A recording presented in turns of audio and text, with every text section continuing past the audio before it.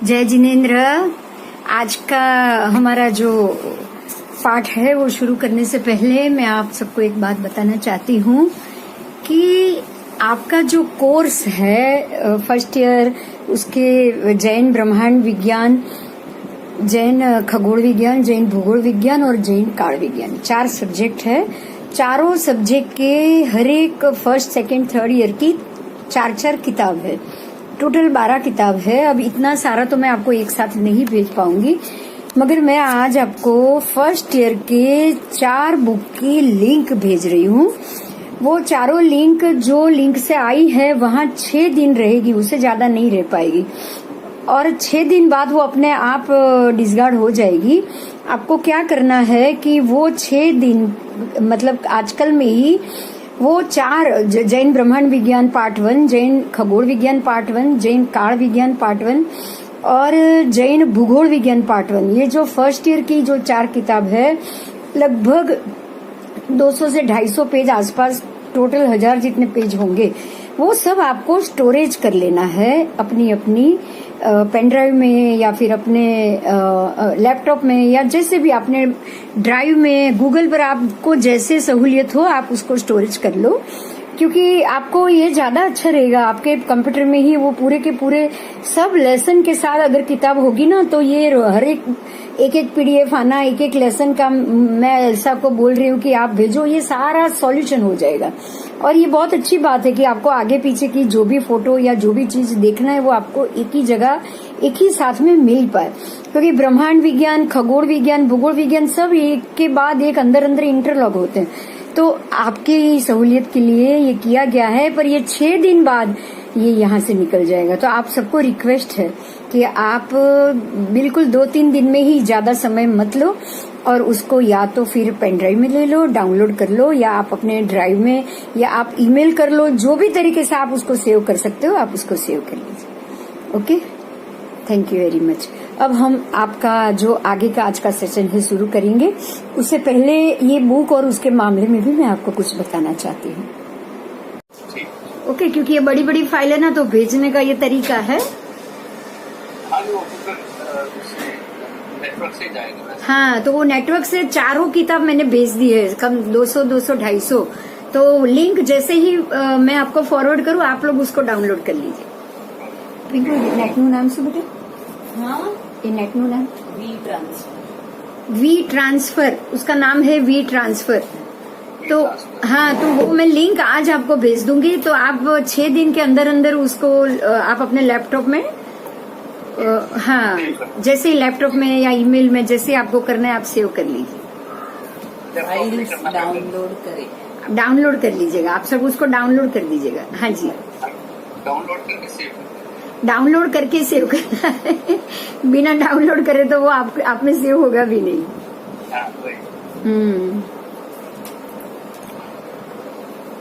कल मैंने इसीलिए, हाँ जी, जिसमें ये अपना जो तत्व ज्ञान की क्लास मैंने कहा था, हाँ, चतुष्पद के आगे ये भी बताया है। चतुष्पद के आगे बताया आपने, भेजा है वो मैंने देखी नहीं। वो भी भेजा मैंने। ठीक है, मैं देख लेती हूँ। 1 मिनट, मैंने देखा ही नहीं। 1 मिनट में देख लेती हूँ। तो हो सके तो उसको आज ही डिस्कशन में ले लेंगे, क्योंकि वो क्लास के साथ साथ ही जा रहा है ना। आपने अलग से भेजा या जैन कॉस्मोलॉजी में भेजा है? कॉस्मोलॉजी में ही ना। हाँ, तो अभी मैं देख लेती हूँ।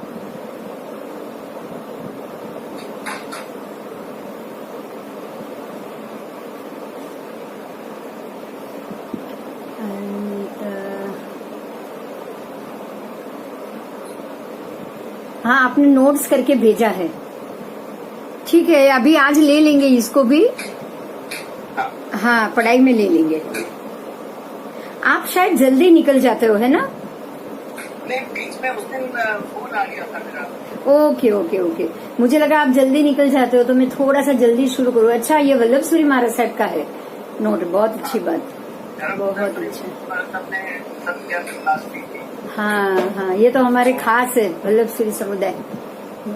अच्छा, ना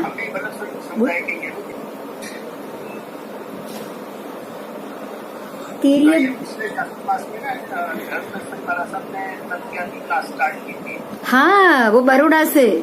हाँ, उन्होंने और बहुत अच्छा है हम लोगों का साहब जी के साथ। और आपको ये पता होगा वो पंचांग भी निकाला है ना, जैन पंचांग। जो हर साल निकलता नहीं, वो नहीं, ये वो वाला नहीं, आगम के रिलेटेड धर्मदूत से महाराज साहब छपवाते हो उसको। हाँ, और 3-4 साल से वो बनाती मैं ही हूँ। अभी आप अभी मिलेंगे ना तो मैं आपको दूंगी। आप बम्बई में ही हो ना? हाँ, तो देख लीजिएगा, अगर पार्ला आसपास कहीं आओ तो आप देख लीजिए, मैं आपको पंचांग भी दूंगी और थोड़ी आमने सामने बात भी हो जाएगी।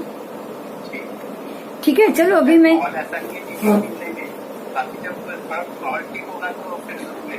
हाँ हाँ, जरूर जरूर, वो तो सही बात है। माहौल ठीक होगा फिर तो अपने को तो वैसे भी ये 3 साल तो क्लास चलने वाला है। अगर हम ये क्लास पढ़ने के हिसाब से भी जुड़ गए तो भी कम से कम 3 साल तो यही जुड़े हुए। मेरे पास वैसे 2nd ईयर 3rd ईयर की भी बुक मैंने वो भी ट्रांसफर में डाल दी है, लेकिन मैं एक साथ आपको भेजूंगी ना तो क्या होगा पता है, आप उतना डाउनलोड ही नहीं कर पाओगे। तो एक के बाद एक मैं भेजूंगी ताकि आपको भी अच्छा रहे और सबको भी अच्छा रहे। ठीक है, तो आज ये आपने जो भेजा है ना वो पूरा सब्जेक्ट में ले लेंगे हम। हाँ जी, हाँ जी, बिल्कुल इनिशियल स्टेज है, जीव विचार नवतत्व तत्वार्थ। लेकिन आगे जब सूर्य प्रज्ञप्ति, चंद्र प्रज्ञप्ति, सारे के सारे विमान खगोल में उनका घूमना, योजन लाखों में कैलकुलेशन आएगा तब मालूम पड़ेगा। आपको जब 132 सूर्य के विमान, चंद्र के विमान जब साथ में पढ़ोगे ना तब पता चलेगा। जिसने कुछ नहीं पढ़ा तो उसके लिए तो इंटरेस्टिंग है। हाँ, वो तो है। और जो पढ़ के बैठे ना उनके लिए भी, वो नहीं पढ़ने से ज्यादा पढ़ के बैठे उनके लिए इंटरेस्टिंग। क्योंकि जो पढ़ के बैठे ना एक उत्साह रहता है कि हाँ हाँ हाँ मुझे मालूम है, मुझे मालूम, एक खुशी मिलती है आपको।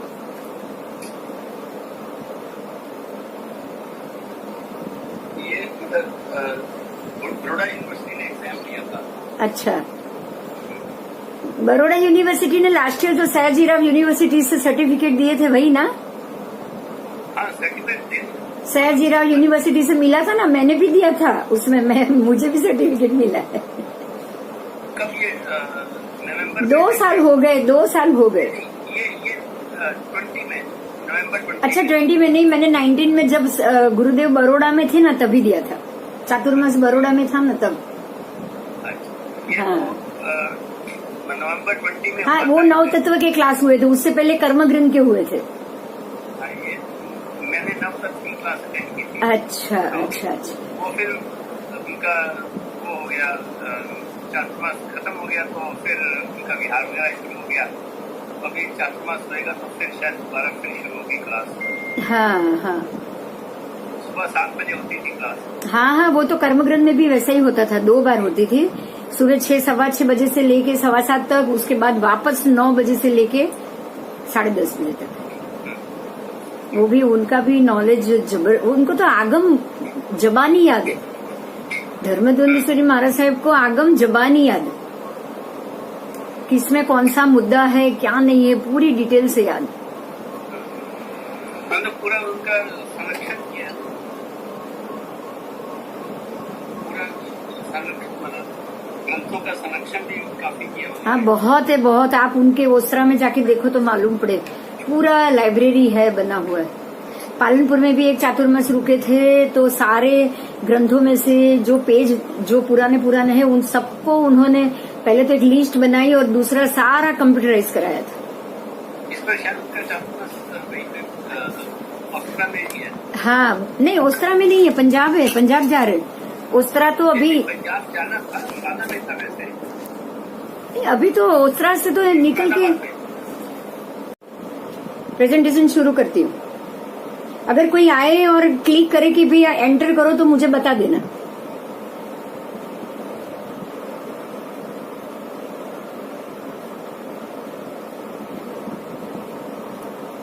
चलो ये नोट शुरू करेंगे। आपको ये जैन कॉस्मोलॉजी में नोट रख लिया है तो आप अपने आप बाद में नोट से पढ़ सकते हो। वल्लभ सूरी महाराज साहब पंजाब केसरी, उनकी पाठशाला में उनके 150वें जन्म वर्ष के उपलक्ष्य में ये नोट दी गई है और इसके ऊपर last year certificate course Sayajirao university Baroda से भी हुआ है।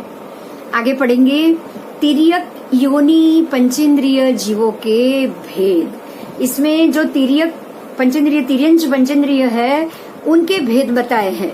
जैसे कि नारकी, मनुष्य और देव, वो 3 भेद इसमें नहीं आएंगे, लेकिन जो सिर्फ तिर्यंच के भेद हैं पंचेंद्रिय जीव के, उसको ही आप इसमें पढ़ पाओगे। तो सकल मतलब जितने भी है वो तिर्यक योनि, तिर्यंच योनि और उसके पंचेंद्रिय जीव 2 प्रकार के कहे गए हैं। एक है समूर्छिम और दूसरा है गर्भज। पहले उसके आपको 2 प्रकार बनाने हैं, एक है समूर्छिम, दूसरा है गर्भज। पंचेंद्रिय की है, 1 इंद्रिय, 2 इंद्रिय, 3 इंद्रिय, 4 इंद्रिय की यहाँ बात नहीं है, सिर्फ पंचेंद्रिय से ही अभी आप उसका डिस्कशन सुनोगे। समूर्छिम, समूर्छन जन्म पाने वाले सभी तिर्यंच एकेंद्रिय से लेकर पंचेंद्रिय तिर्यक योनि जीव समूर्छिम नपुंसक वेदी, मिथ्या दृष्टि, अज्ञानी और असंज्ञी होते हैं। समूर्छिम जीव कैसे होते हैं? तो नपुंसक, फिर मिथ्या दृष्टि, फिर अज्ञानी और असंज्ञी। क्योंकि अगर इनमें से वो एक भी उनके पास अगर अस्तित्व हो जाए ना तो समूर्छिम नहीं रहेंगे। जबकि गर्भज तिर्यक योनि के पंचेंद्रिय जीव स्त्री या पुरुष वेदी या नपुंसक वेदी, 3 में से इनको कोई एक वेद प्राप्त होता है और संज्ञी होते हैं। जो गर्भज जन्म लेंगे ना वो सब संज्ञी होंगे। संज्ञा अर्थात जानना, व्यंजन अवग्रह के पश्चात होने वाली विशेष समझ। व्यंजन अवग्रह के पश्चात अगर आपके पहले व्यंजन अवग्रह हो जाए, उसके बाद जो विशेष समझ आएगी, विशेष बुद्धि आएगी, उसको संज्ञा कहा जाता है। तो ये संज्ञा के 3 प्रकार है। संज्ञा के 3 प्रकार है। संज्ञा 3 प्रकार की होती है।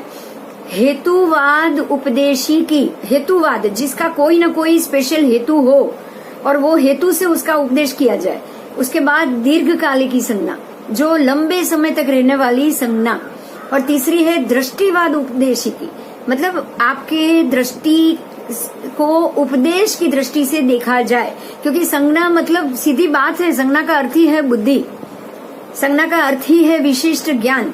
तो विशिष्ट ज्ञान उपदेश देने लायक होता ही है और दृष्टि से युक्त भी होता है। इसीलिए अब हेतुवादोपदेशी की संज्ञा के लिए हम जानेंगे। हेतुवाद मतलब कोई एक स्पेशली हेतु, जैसे कि आप खाना खाना चाहते हो तो खाना कच्चा धान नहीं खाना चाहिए, कच्चा धान पका के खाना चाहिए। इसके पीछे का हेतु एक ही है कि आपका शरीर स्वस्थ रहे। कच्चा धान आपके पेट को नुकसान कर सकता है। ऐसे हेतुवाद मतलब आपके शरीर को नुकसान ना हो, उस हेतु से उपदेश किया जाए कि भाई धान पकाकर खाओ, अच्छे से पकाकर खाओ। वो जो बुद्धि हो गई कि किसी ने ऐसी सलाह दी और उसको आप बुद्धि कहोगे, तो ऐसे उदाहरण रूप बुद्धि को हेतुवाद उपदेशी की संज्ञा कहा जाता है। अब जो मैंने उदाहरण दिया है उसको अब हम एग्जाम्पल के रूप में लेंगे। स्वयं के देह के परिपालन के लिए, देखो वही बात हो रही है, मेरे देह के परिपालन के लिए इष्ट आहार आदि मतलब योग्य आहार और आवश्यक विषय वस्तु, जो उस शरीर को आवश्यक जरूरी है वही वस्तुओं के लिए प्रयास, उसका प्रयास करना। और जो शरीर के लिए अनिष्ट है, ऐसे अनिष्ट विषय वस्तु से निवर्तन की समझ आना। मतलब ये अनिष्ट है तो उससे निकलो और ये इष्ट है तो उसके लिए प्रयास करो, ऐसी समझ आए, उसको हेतुवाद उपदेशिकी कहा गया है। यह संज्ञा मात्र वर्तमान काल तक ही सीमित है, क्योंकि ये बुद्धि है ना सिर्फ वर्तमान काल के लिए। अगर मैं अभी खा रही हूँ खाना, तो खाने से पूर्व वर्तमान समय में मुझे ध्यान देना है कि क्या जो मैं खा रही हूँ वो मुझे मेरे लिए सही है, अनिष्ट है या इष्ट। ये भूतकाल में मैंने खा ली, अगर मैंने खा लिया फिर उसके बाद सोचूं तो कोई मतलब नहीं, या फिर आने वाले समय अभी मैं खा भी नहीं रही हूँ और सोचूं तो भी कोई मतलब नहीं। तो हेतुवाद कोई स्पेशल किसी चीज के हेतु के लिए की जाए, वो सिर्फ वर्तमान में काम आती है। अब आ रही है दीर्घकालिकी संज्ञा। दीर्घकालिकी भूतकाल में हुए या वर्तमान काल में हो रहे और भविष्य काल में होने वाले। भूतकाल में भी दीर्घ समय और भविष्य में भी दीर्घ समय, मतलब वो लंबे समय के लिए जो बुद्धि हमारे अंदर अवस्थित हो। पर्यालोचन मतलब सोचने के लिए, पर्यालोचन किसी भी चीज को सोचना, उसको समझना, उसको याद रखने की कोशिश या उसकी शक्ति, ये तीनों चीज सोचना, समझना, याद रखने की शक्ति, तीनों को पर्यालोचन कहा जाता है। उसको ऐसी शक्ति जो पाएगा वो दीर्घकालिकी संज्ञी जीव कहा जाएगा। इस संज्ञा के कारण जीव इष्ट विषय वस्तु के लिए प्रयास करता है और अनिष्ट विषय वस्तु से निवृत्त होता है। मगर यह संज्ञा त्रैकालिकी होती है। आपको पेपर दिखाई दे रहा है ना? थोड़ा सा वक्त पे आ जाइएगा सारिका जी, 7 बजे पहले एक बार आप नेटवर्क खोल दीजिएगा। जो दीर्घकालिकी संज्ञा है वो त्रैकालिक है, तीनों काल, भूत भविष्य वर्तमान तीनों में। तो अब आपको समझना है कि जो जीव में दीर्घकालिकी संज्ञा होती है वही जीव संज्ञी कहलाते हैं, वही जीव संज्ञी कहलाते हैं। जो क्योंकि उसको पता है कि मुझे भूतकाल में क्या हुआ वो मुझे याद है, जो भविष्य में क्या होगा वो भी उसको सोचने की शक्ति होती है उसमें, और वर्तमान को वो कैसे जिए, अच्छे से, बिल्कुल अच्छे से जी पाए, अपने स्वार्थ के बारे में भी सोच पाए, वो सब भी नॉलेज या बुद्धि उसके अंदर होती है। ठीक है, तो जो दीर्घकालिकी संज्ञा है, ऐसे संज्ञी जीव पंचेंद्रिय तिर्यंच योनि के 3 प्रकार के होते हैं। जो संज्ञी जीव है वो है, एक तो पहला जलचर, स्थलचर और खेचर। अब आओ, जलचर में भी 5 प्रकार है, जलचर जीव 5 प्रकार है। जैसे कि मत्स्य। अब मत्स्य अनेक प्रकार के हैं, उसके सारे नाम दिए गए हैं, वो मैं नाम अभी नहीं ले रही हूँ क्योंकि बहुत सारे हैं। आपको ये बुक मिल जाएगी, आप उससे पढ़ लेना। तो उसको तिर्यंच, गर्भज तिर्यंच मत्स्य जानना है। फिर है कच्छप, कछुआ, वो 2 प्रकार के हैं, एक अस्थि कच्छप और एक मांस कच्छप। जो अस्थि कच्छप है उसके शरीर में हड्डियां अधिक होती है, और जो मांस कच्छप है उसके शरीर में मांस कच्छप ज्यादा होते हैं। ये आपने पहली बार जाना, मैंने तो पहली बार जाना कि कच्छप में भी ऐसे 2 प्रकार के हैं। अब आओ ग्राह। ग्राह भी एक प्रकार के जीव हैं, वो भी 5 प्रकार के होते हैं। दिली, वेढल, मूर्धज, पुलक और सीमाकार। ठीक है, उसके बाद मगर में आओ। मगरमच्छ भी 2 प्रकार के होते हैं, शौंड हाँ, ग्राह भी एक प्रकार का एनिमल है। ग्राह एक प्रकार का, ग्राह का मतलब है घड़ियाल, वो भी बिल्कुल कछुए, अरे मगरमच्छ जैसा ही है, मगर कुछ उसमें कुछ अलग एबिलिटी होती है। ग्राह वो घड़ियाल में, वो भी और 5 प्रकार के।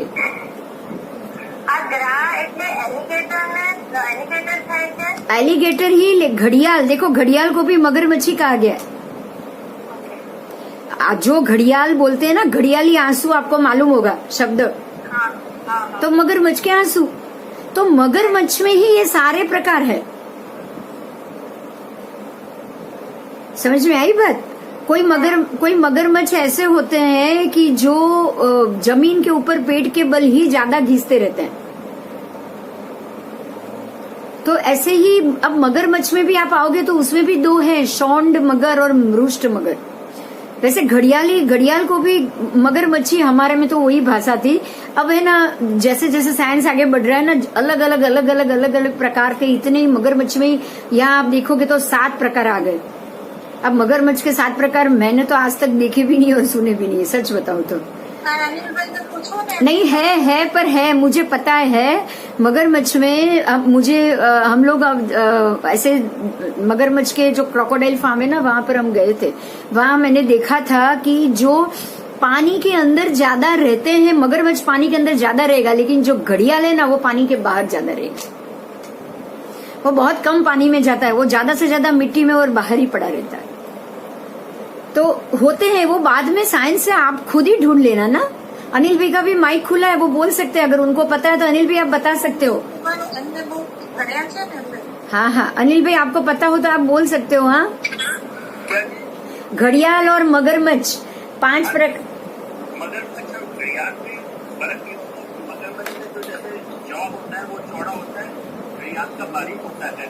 इसमें मैं वीडियो देख रहा हूँ तो उसमें क्रोकोडाइल और इसमें फर्क तो दिखाया है।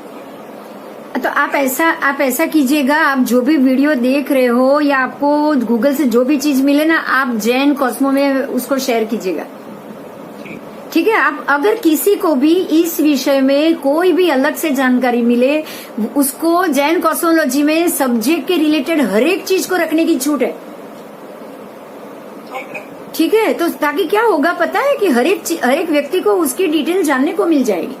आप पढ़ रहे हो तो पढ़ाई में ही ये सारी चीज आ जाए ना तो बहुत अच्छी बात।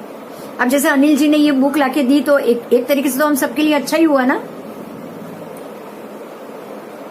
अब हाँ, अब आओ सुनसुमार, देखो आगे लिखा है शिंशुमार, सुनसुमार या शिंशुमार, वो भी एक प्रकार का जानवर ही है। ढूंढना पड़ेगा भाई कि क्या है, नहीं सच में ढूंढना पड़ेगा, अपने को ये सारी चीज नहीं पता।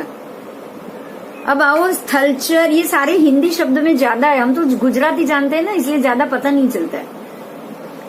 आप अब आओ स्थलचर, पंचेंद्रिय, तिर्यंच योनि के जीव। स्थलचर ये सारे जलचर थे, पानी के थे। अब आओ स्थलचर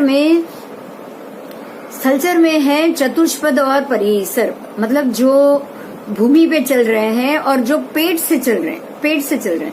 तो चतुष्पद तिर्यंच योनि 4 प्रकार के हैं, 1 खुर, 2 खुर, गंडीपद और सनख पद, मतलब नख सहित पैरों वाले। देखो 1 खुर का मतलब है 1 खुर वाले चतुष्पद, जैसे घोड़ा, खच्चर, गधा आदि।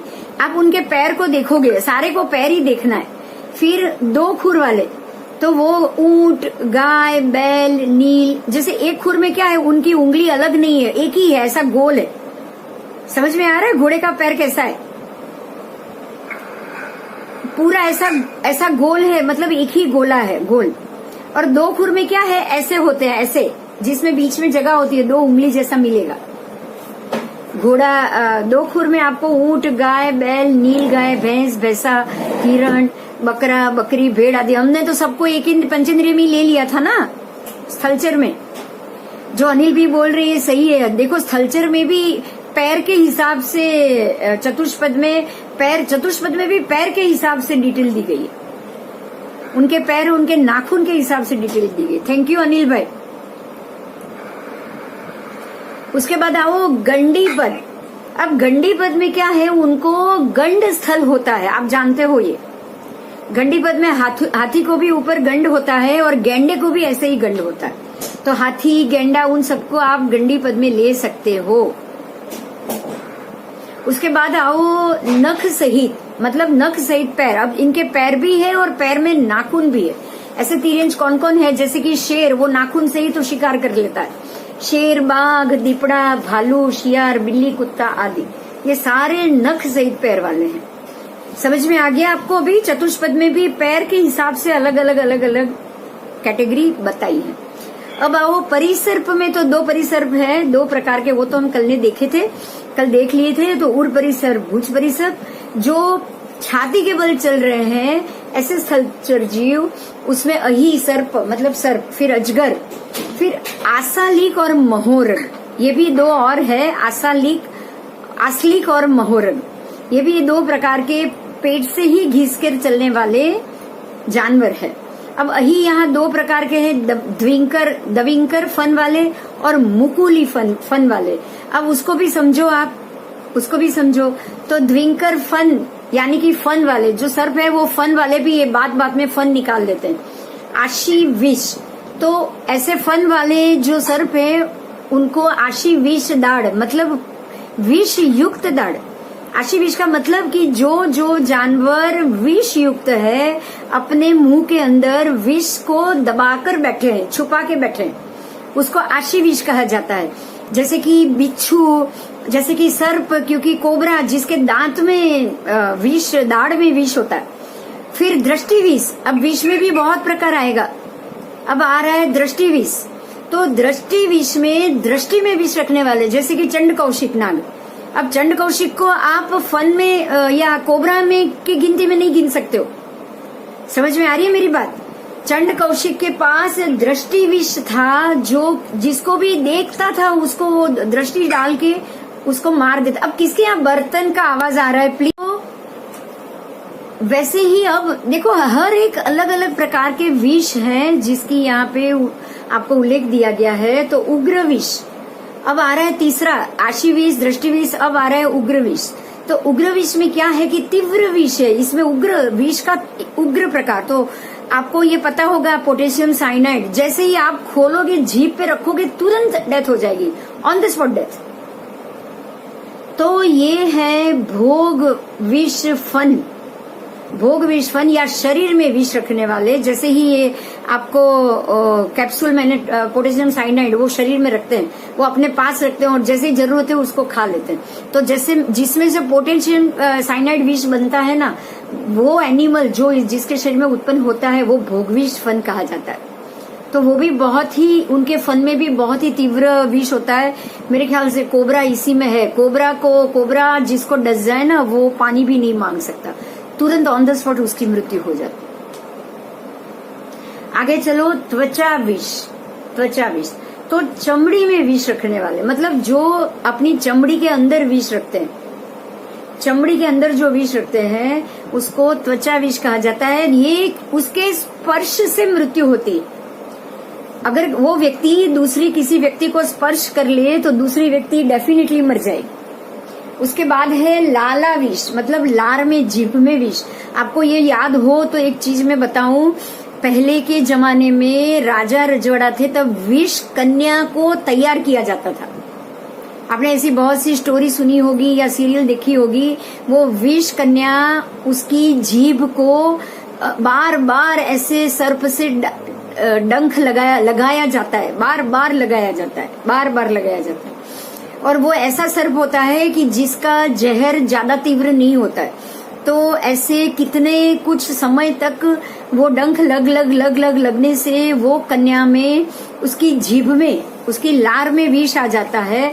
और ऐसी कन्या को ऐसी किसी दुश्मन के पास उसको भेजा जाता है और उससे भोग करवाने से वो जो दुश्मन है जिसको मारना है उसको मार दिया जाता है। तो ऐसी विष कन्या बहुत होती थी, जो जैसे आगे शब्द गए ना, भोग विष फन, मतलब किसी को भोग कर उसकी मृत्यु करने के लिए विष कन्या तैयार की जाती थी, और किसी को लार से विष कराने के लिए वो तैयार की जाती थी। अगर वो व्यक्ति जिसके लार में विष है ना, वो खाने में भी अगर थूक देना, वो किसी खाने के ऊपर भी वो थूक देना, तो वो थूका हुआ खाना खाने वाली व्यक्ति की तुरंत विष के कारण मृत्यु हो जाती।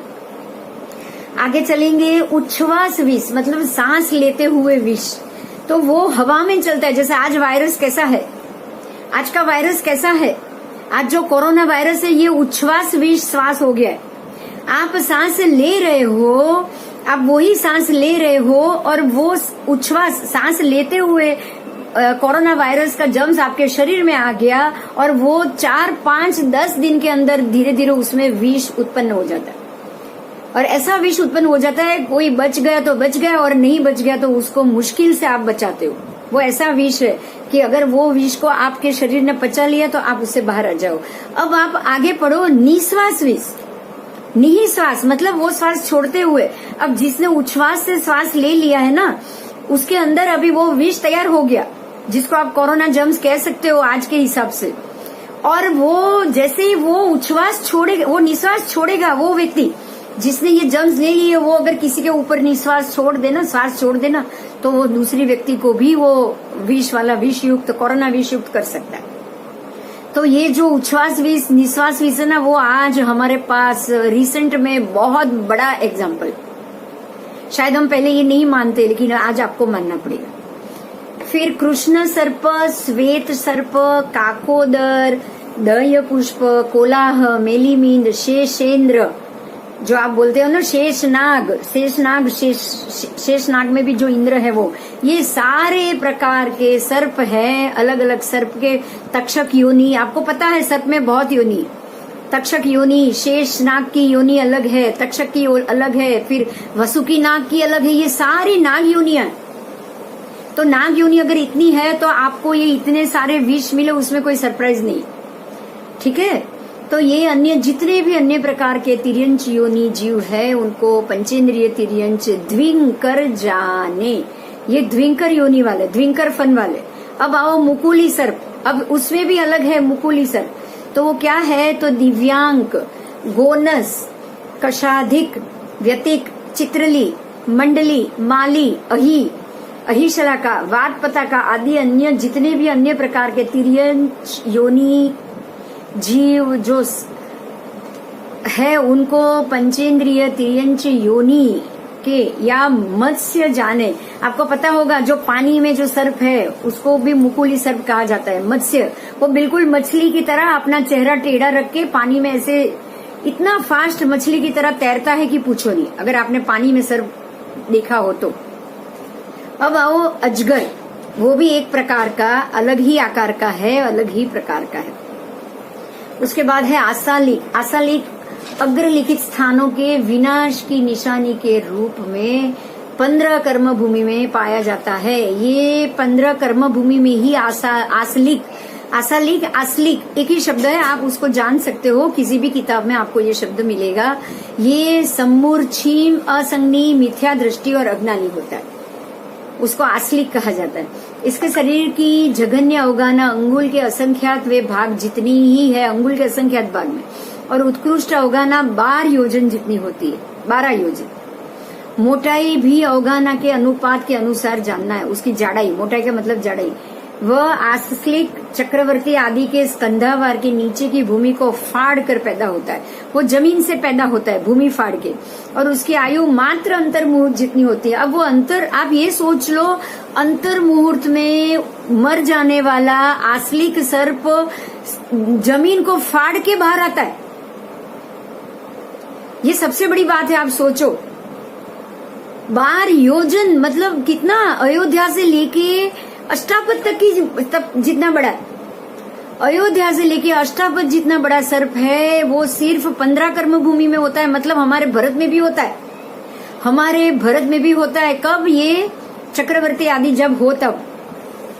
12 योजन का सर्प आज नहीं मिलेगा देखने को, और जब वो होता है तब खाली अंतर्मुहूर्त 48 मिनट जीने वाला वो सर्प भूमि को फाड़े उतनी ताकत होती है उसके अंदर।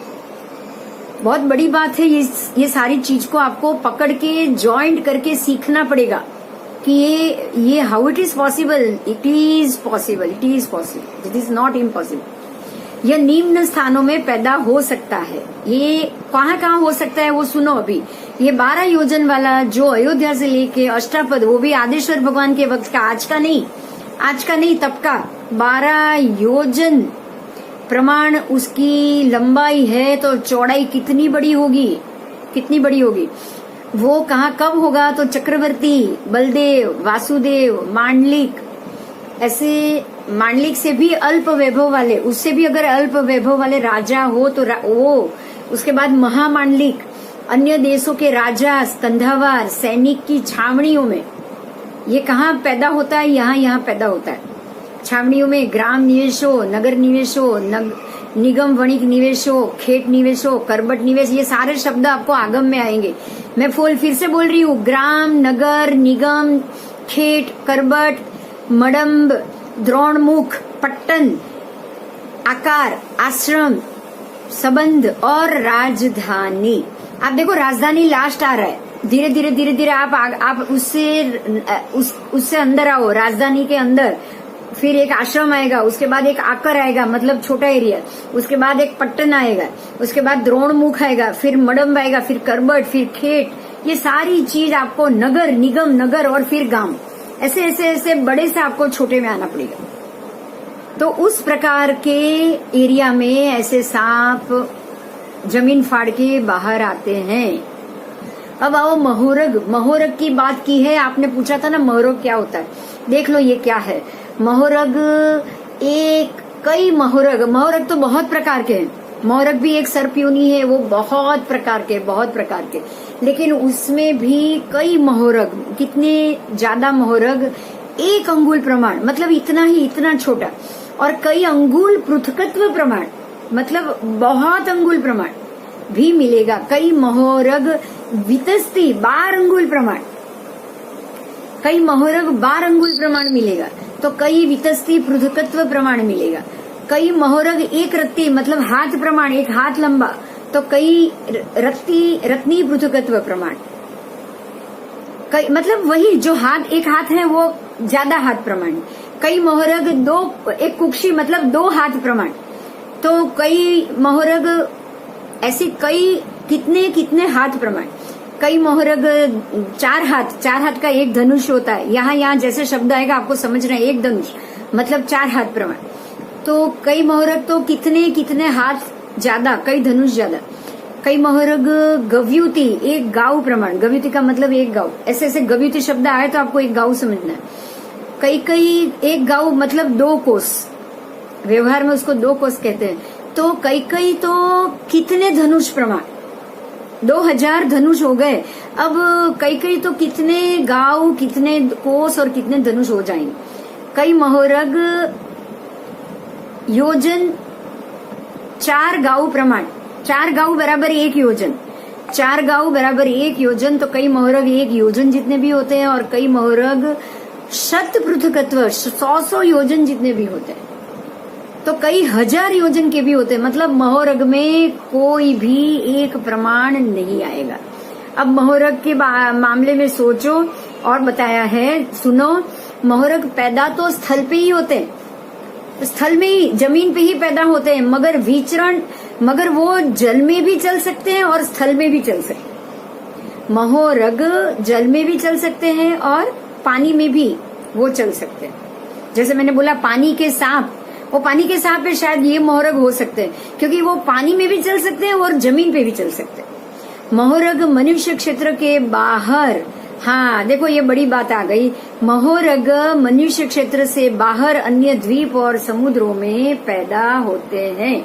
शायद ये हमारे यहाँ पैदा नहीं होते हैं, ये बाहर मनुष्य क्षेत्र के बाहर ही पैदा होते हैं। लेकिन एक बात और है, ऐसा नहीं है कि वो यहाँ नहीं होते, क्योंकि मेरी एक बात आगे हमने जो पढ़ा है उस पे ध्यान दीजिए। आगे जो हाँ बराबर आस्लिक होते हैं, जो चक्रवर्ती और वहां जो जन्म लेते हैं वो आस्लिक होते हैं। लेकिन महोरग आपको मनुष्य क्षेत्र के बाहर ही मिलेंगे। चलो आगे, पृथकत्व।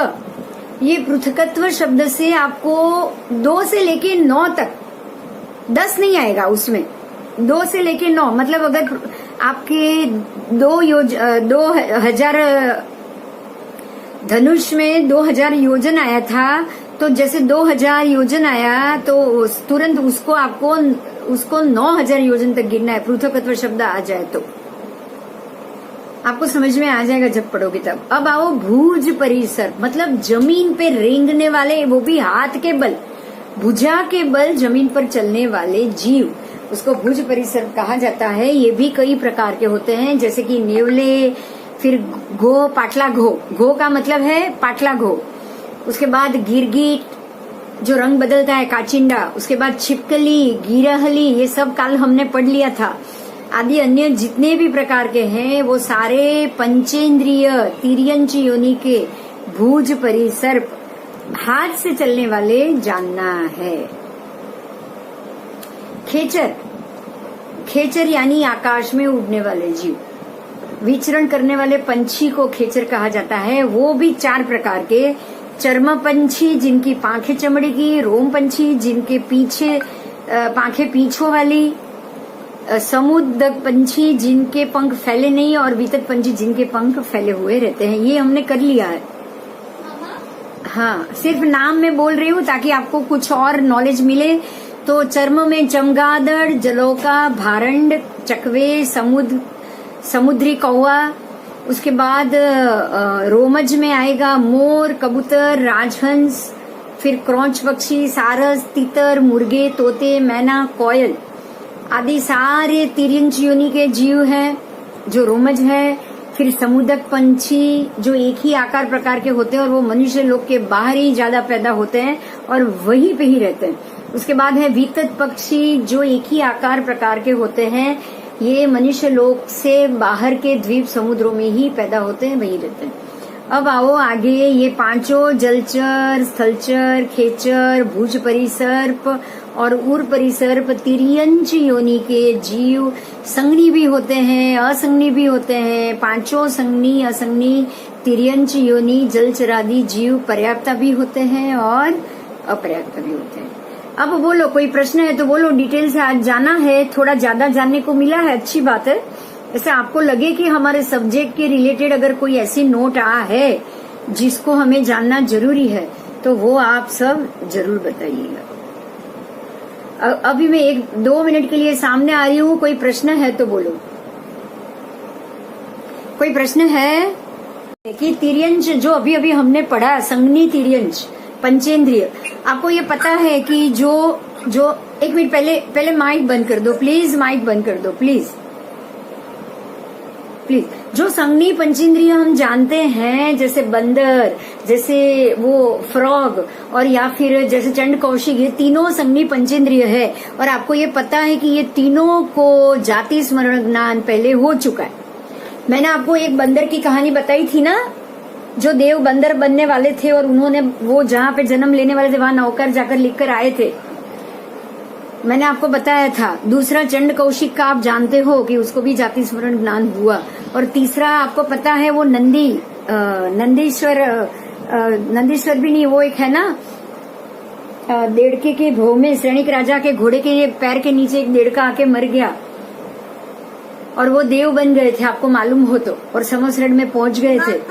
हाँ, नंद मणियार का जीव। तो ये सारे तीनों को, ये एक एग्जाम्पल है कि इन तीनों को जाति स्मरण ज्ञान हुआ था। तो आपको हमें एक ही चीज समझनी है कि जो संगनी पंचेंद्रिय है, क्योंकि जो गर्भज है वही संगनी पंचेंद्रिय, पहली बात ये, जो गर्भज है वही संगनी पंचेंद्रिय है। तो आपको ये पता होगा एक चीज का कि एक ऐसी जो आज का साइंस कभी कभी ये बता देता है कि देड़के, जैसे कि फ्रॉग होते हैं ना देड़का, वो ऐसे ही वातावरण उत्पन्न होते ही हवा में ही ऐसे ही उत्पन्न हो जाते हैं, ऐसे बताते हैं। आपको पता है, जैसे कि बारिश होना शुरू नहीं हुआ और देड़के, हाँ, लेकिन ऐसा नहीं है, वो गर्भज है और चाहे उनका जन्म जल्दी हो जाता होगा, लेकिन देड़के जमीन से फोड़ के आते होंगे, लेकिन जो गर्भज है, जो गर्भज पंचेंद्रिय है, वो संगनी है, उनको दीर्घकालिकी संज्ञा है, उनको दीर्घकालिकी संज्ञा है। तो ऐसे ही जीवों को जाति स्मरण ज्ञान हो सकता है। तो अगर देड़के को जाति स्मरण ज्ञान हुआ है तो हमारे लिए ये बात मानना बहुत जरूरी है कि ऐसे कभी भी ऐसे फ्रॉग और वो अपने आप वातावरण में उत्पन्न नहीं होते हैं, वो गर्भज ही उत्पन्न होते हैं। ऐसे ऐसे जब कोई बात मालूम पड़ती है ना, तब हमारा यकीन बहुत मजबूत हो जाता है। होता है कि नहीं होता है? આમ તો એવું સાંભળ્યું છે કે દેડકાઓનું કલેવર હોય ને એના અંદરથી જ ઉત્પન્ન થઈ જાય। हाँ, तो आपको ये समझना है कि ये गर्भज जीव है, बस मैं यही कहूंगी। आज अभी आपने ये पढ़ा, आज जो पूरा जो विवरण हुआ उसमें गर्भज ही संगनी जीव हो सकता है, बराबर। अगर जो तिर्यंच पंचेंद्रिय की बात है, अगर वो गर्भज है तो ही वो तिर्यंच संगनी पंचेंद्रिय हो सकता है। तो इस चीज को आपको ध्यान में लेना पड़ेगा। आगे चलेंगे हम, कोई किसी में भी विवाद में नहीं जाएंगे।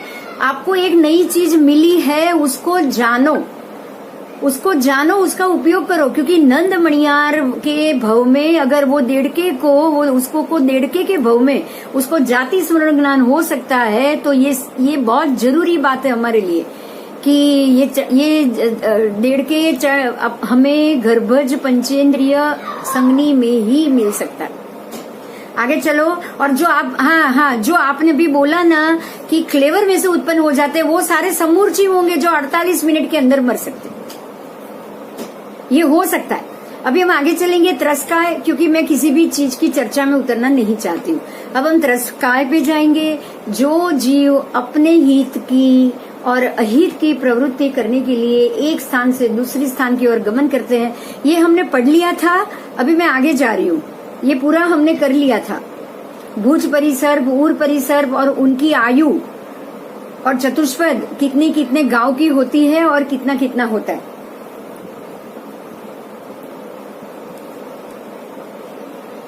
अभी ये एक लास्ट वाला बाकी था, वो हम कर लेंगे। देखो जलचर, तिर्यंश, पंचेंद्रिय। जलचर वो 1000 योजन का उनका गर्भज शरीर है, ये गर्भज की बात हो रही है। गर्भज शरीर 1000 योजन का और उसका आयुष्य है करोड़ पूर्व आयु। लेकिन जो गर्भज शरीर है उसी में जो समूर्छिम उत्पन्न होते हैं उनका भी 1000 योजन का शरीर होता है और वो भी करोड़ पूर्व आयु वाले ही होते हैं। तो आज आपको ये मालूम पड़ा है कि जो जलचर जीव है वो गर्भज, जितना शरीर उनका गर्भज होता है उसी उतना ही आयु वाला और उतना ही उनका समूर्छम शरीर भी होता है। समझ में आई मेरी बात? तो अगर 1.5 का गर्भज उत्पन्न होगा तो वो समूर्छिम भी उतनी ही आयु वाला, उतनी ही शरीर वाला उत्पन्न हो सकता है। आपको समझ में आ रही है मेरी बात? जो क्वेश्चन था वो क्लैरिटी मिल गई ना? बस आपको देखो धीरे धीरे मालूम पड़ जाएगा, जो क्वेश्चन है ना उसका जवाब आ ही जाएगा तुरंत। हम तो ऐसे ही मान लेते हैं कि ये है तो ये हो ही नहीं सकता, लेकिन ऐसा नहीं है।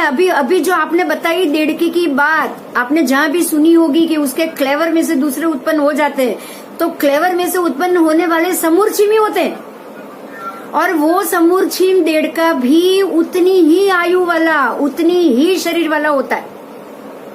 मगर वो समूर्छिम है, इसलिए उसको केवल मतलब जो जाति स्मरण ज्ञान वो कुछ नहीं हो सकता उसको, और वो संगनी भी नहीं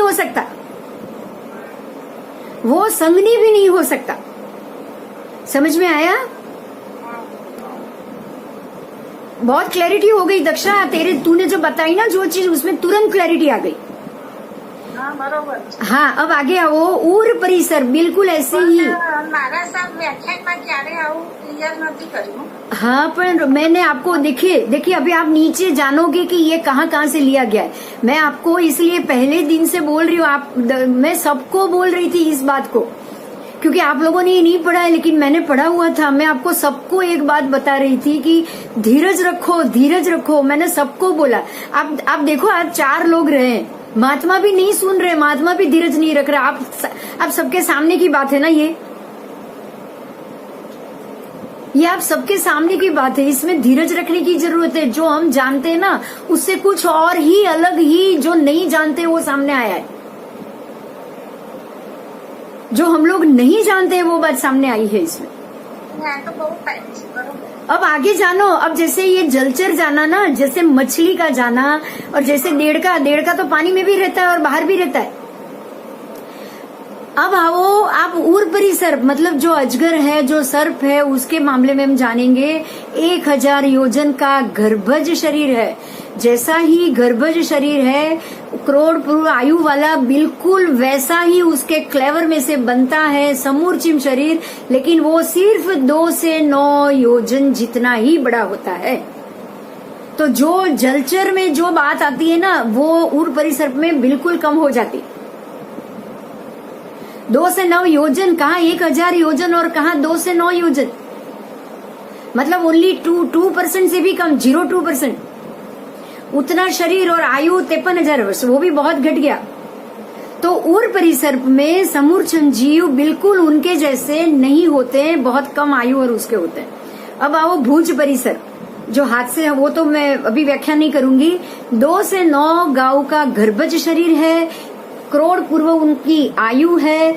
बिल्कुल उनमें बिल्कुल वैसे ही, भुज परिसर में बिल्कुल वैसे ही 2 से 9 धनुष का, वैसा नहीं है 2 से 9 धनुष आ गया, वो गाऊ है ये धनुष। 2000 धनुष बराबर 1 गाऊ है। आप सोच लो, तो गाऊ से ये बिल्कुल 1/4 हो गया, 1/4। और 42,000 आयुष्य, मतलब इनका भी गर्भज और समूर्छिम में बहुत ज्यादा अंतर है।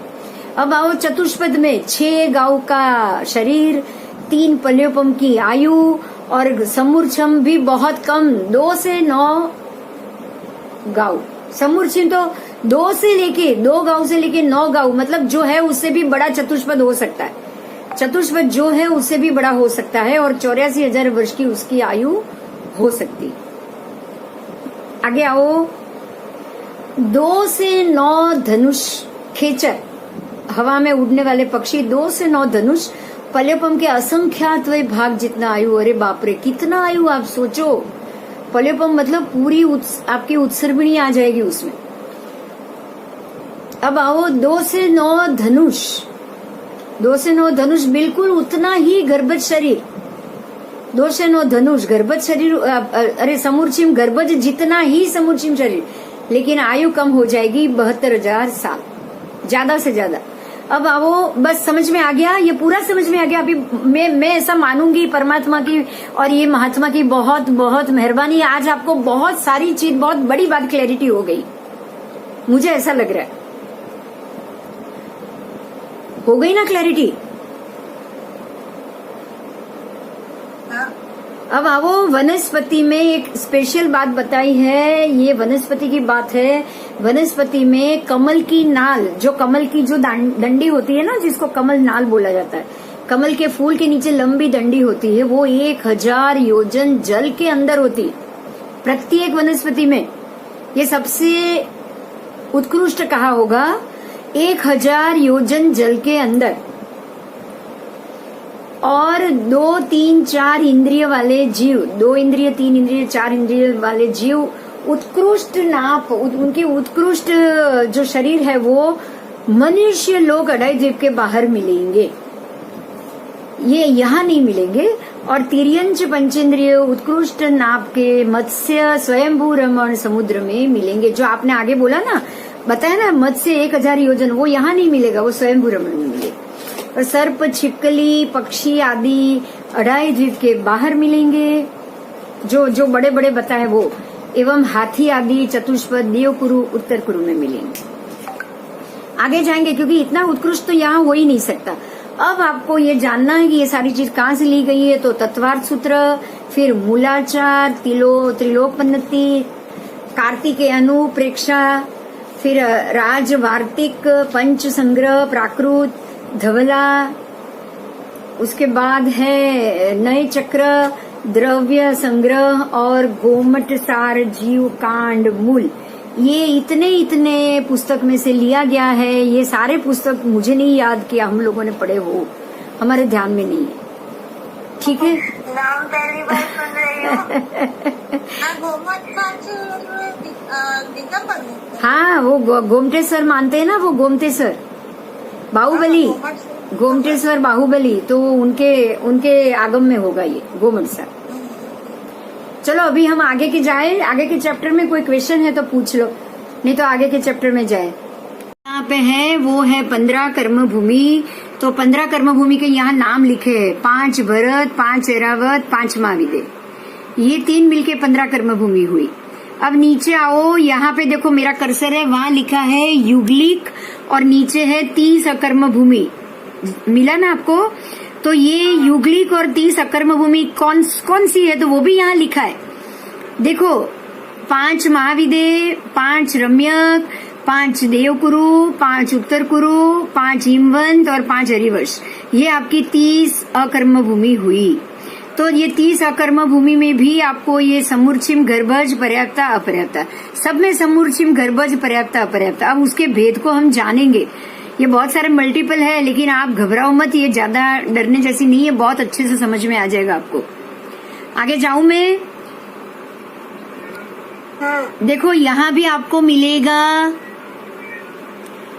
देवलोक में, ये वैमानिक देवलोक है, कर्सर आप देख रहे हो, और वैमानिक देवलोक में यहाँ पे 5 अनुत्तर, मेरा कर्सर है वो है 5 अनुत्तर, फिर 9 ग्रेवेयक, उसके बाद है 12 वैमानिक, उसके बाद है 9 लोकांतिक, और उसके बाद है किल्बिषक, 3 किल्बिषक। ये 5 वैमानिक देव के भेद हुए। उसके भी पर्याप्ता, अपर्याप्ता, आपने पढ़े थे ना 198 वैमानिक के भेद, पर्याप्ता, अपर्याप्ता। तो ये पूरे टोटल कैसे हुआ वो बताया गया। अब आओ ज्योतिष में, ज्योतिष के अंदर आप आओगे तो चंद्र, सूर्य, ग्रह, नक्षत्र, तारा, और उसमें भी यहाँ आएंगे पर्याप्ता, अपर्याप्ता, पर्याप्ता, अपर्याप्ता, बराबर। अब आओ भवनपति में भवनपति के कितने देव है? तो 8 व्यंतर, 8 वाण व्यंतर, फिर 10 तिर्यक जृंभक देव, उसके बाद 15 असुर कुमार, और उसके बाद है 10 भवनपति। तो ये कुल मिला के जो भी है उनके भी पर्याप्ता अपर्याप्ता, पर्याप्ता अपर्याप्ता, ये भी इनके भेद हुए, बराबर। और अब आओ ये 7 नारकी के, मतलब ये चारों गति के पर्याप्त अपर्याप्त बता दिए हैं एक ही पेज में, पिक्चर में। ये पहली नारकी, दूसरी, तीसरी, चौथी, 5वीं, 6ठी और 7वीं, 7 नारक के पर्याप्ता और अपर्याप्ता, ऐसे 14 भेद, बराबर। तो आपको ये सारे भेद यहाँ आ गए। देवलोक के भी 198, नरक के भी 14, आपको आगे लिस्ट पूरा आपको है। अब वो लिस्ट को, अब आपके पास टोटल संसारी जीव के 563 भेद आए, देव, मनुष्य और नरक के 563 भेद आपको संसारी जीव के पढ़ने हैं। अब हम संसारी जीवों के 563 भेद को आप पढ़ने जा रहे हो। ये शब्द मैंने बार बार बोला है, आपको पहले भी बोला है, याद है ना? संसारी जीवों के 563 भेद आपको इसीलिए जानना है। सबसे पहले हमको ये क्यों जानना है? क्योंकि हम लोग खुद, अभी तक हमारा मोक्ष नहीं मिला, हमें हमारी मुक्ति नहीं हुई, हम सिद्ध में गए नहीं, सिद्ध के जीव बने नहीं है, तो हम अभी तक, आज तक अनंत उत्सर पीढ़ी अवसर पीढ़ी हमारी निकल गई। उसमें से हम अगर कहीं कहीं कहीं हमने जन्म लिए हैं तो कहाँ लिए? ये प्रश्न हमको होता होगा ना, सबको होता होगा ना। तो हमने ऐसे कौन कौन से भेद में जन्म लिए होंगे? कभी हम देवलोक में गए होंगे तो देवलोक के 198 भेद है, मनुष्य के 103 भेद है, देव और नरक के सबके अलग अलग भेद है, सबके अलग अलग भेद। तो इतने सारे भेद में से मनुष्य के 303, 101 ऐसे उसको मल्टीपल किए हैं, कर्मभूमि, अकर्मभूमि और अंतर्जीव, ये और सारे के पर्याप्त अपर्याप्त, कुल मिला के 303 मनुष्य के भेद हैं, देवों के 198 भेद है, नरक के 14 भेद हैं और तिर्यंच के 48 भेद है। तो ये सारे भेदों मिला के जो 563 संसारी जीवों के भेद हुए, तो इतने भेदों में तो हम बार बार जन्म मरण हमने किए ही किए। इस बात के लिए किसी को कोई शंका है? हम लोग का मोक्ष नहीं हुआ, मतलब ये तय है कि ये सारे 563 जीवों के अंदर ही हम गए। अब अगर आपको ये पता चल जाए, इस जन्म में आपको मालूम पड़ जाए कि कौन से गति के, ये 4 गति में कौन सी गति के भेद में सबसे समूर्छिम या असंगी जीव जाते हैं, तो वो गति में आप ना जाओ, उसकी तैयारी आप कर सकोगे या नहीं कर सकोगे? आप कर सकोगे। आपको इतना मालूम हो जाए कि हम समूर्ची में, अब वही तिर्यंच पंचेंद्रिय जो जैसा आयु और शरीर वाला तिर्यंच पंचेंद्रिय संगनी हो सकता है, गर्भज हो सकता है, बिल्कुल वैसा ही आयु, वैसा ही शरीर, वैसा ही असंगनी और समूर्चिम भी तो बन सकते हैं। तो अगर आपको मालूम पड़ जाए कि ऐसी क्या क्रिया करे कि हम समूर्चिम ना बने, हम असंगनी ना बने, लेकिन जो संज्ञा आज ये जन्म में आपके पास है वो बरकरार रहे, वो कहीं भी कैसे भी होके घटे नहीं, तो उसकी कोशिश हम तभी कर पाएंगे जब हमें मालूम पड़े कि पर्याप्तता क्या है, अपर्याप्तता क्या है, या फिर ये जो संगनी क्या है और असंगनी क्या है, समूर्चिम क्या है और गर्भज क्या है। अगर इतना मालूम पड़ गया ना, तो ये इससे उत्तम हमारे लिए कुछ नहीं होगा। तो अब हम 563 भेद जानने के लिए आगे बढ़ेंगे। चलो, अभी मनुष्य के 303 भेद है। मैं अगर दिखाई दूंगी तो आपको ये स्क्रीन नहीं दिखाई देगी। अब देखो मनुष्य के 303 भेद कैसे हैं, तो कैसे होते हैं। पहले तो आपको ये जानना है कि ये होते कैसे।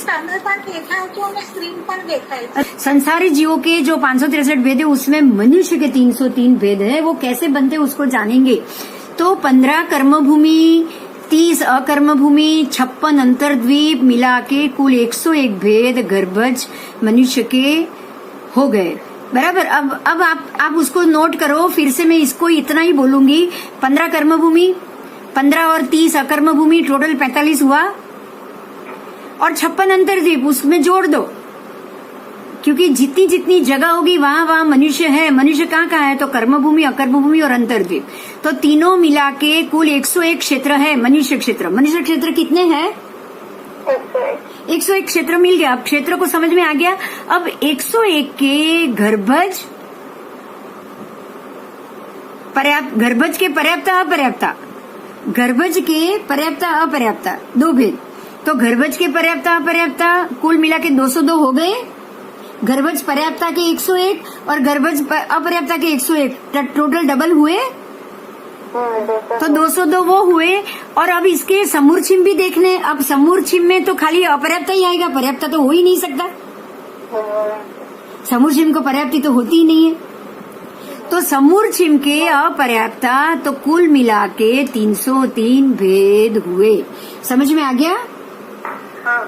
मतलब गर्भज के आपको पर्याप्ता भी देखने, गर्भज पर्याप्ता, फिर गर्भज अपर्याप्ता और समूर छिम अपर्याप्ता, इतने 3 भेद। किसी के भी 3 हो जाएंगे। जैसे मनुष्य के 101 है तो उसको 3 से गुना कर दो तो 303 हो गए। आगे जाऊं? देवों के 198 भेद वो कैसे हुए? देखो अब देवों के कैसे हुए। तो देवों के मुख्य 4 प्रकार हैं, भवनपति, व्यंतर, ज्योतिष और वैमानिक। अब इन चारों के भेद प्रभेद कितने हुए? तो भवनपति के 10 भवनपति के, 15 परमाधामी के, तो टोटल मिला के 25 हो गए। तो भवनपति के 25, व्यंतर के 8 और वाण व्यंतर के 8 और तिर्यक झुंबक के 10 मिला के 26। फिर ज्योतिष के सूर्य, चंद्र, ग्रह, नक्षत्र, तारा के 5 चर और 5 अचर मिला के 10। और वैमानिक में 12 देवलोक, 9 ग्रहवेयक, 5 अनुत्तर, 3 किल्बिषक और 9 लोकांतिक मिलके कुल 38 भेद हुए। देखो ये कुल भेद है टोटल। अब वो सारे टोटल करो तो 25, 26, 10 और 38 मिला के 99 भेद हुए। बराबर 99।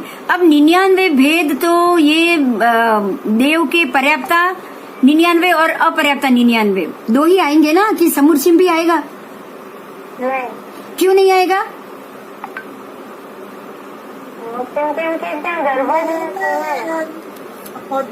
हाँ बहुत अच्छा। उनको गर्भज, हाँ उनको गर्भज शरीर ही नहीं होता है। अब अगर गर्भज शरीर ही नहीं है उनको, तो फिर समूर छिम कहाँ से होगा? क्योंकि शरीर हो तो ही समूर छिम उत्पन्न होगा ना। बस, तो आपको इतना यहाँ पे एडिशनल जानना है कि नहीं? बहुत इजी है ये। अगर आप एकदम शांति से और समझदारी से उसको जान लोगे ना, तो ये बहुत की है ना, ये बहुत बड़ी खूबी होती। ज्ञानी क्या करते हैं पता है? उनको डायरेक्ट 563 बता के फिर अंदर अंदर नहीं गए। ज्ञानी भगवान भी क्या करते हैं पता है? वो बाल जीवों को कैसे समझाते हैं। उन्होंने सबसे पहले तिर्यंच के अलग अलग भेद किए, एक इंद्रिय, बे इंद्रिय, ते इंद्रिय, चौरिंद्रिय, पंचेंद्रिय। उसके बाद आए वो मनुष्य में, उसके बाद आए वो देव में, उसके बाद आए वो नरक में।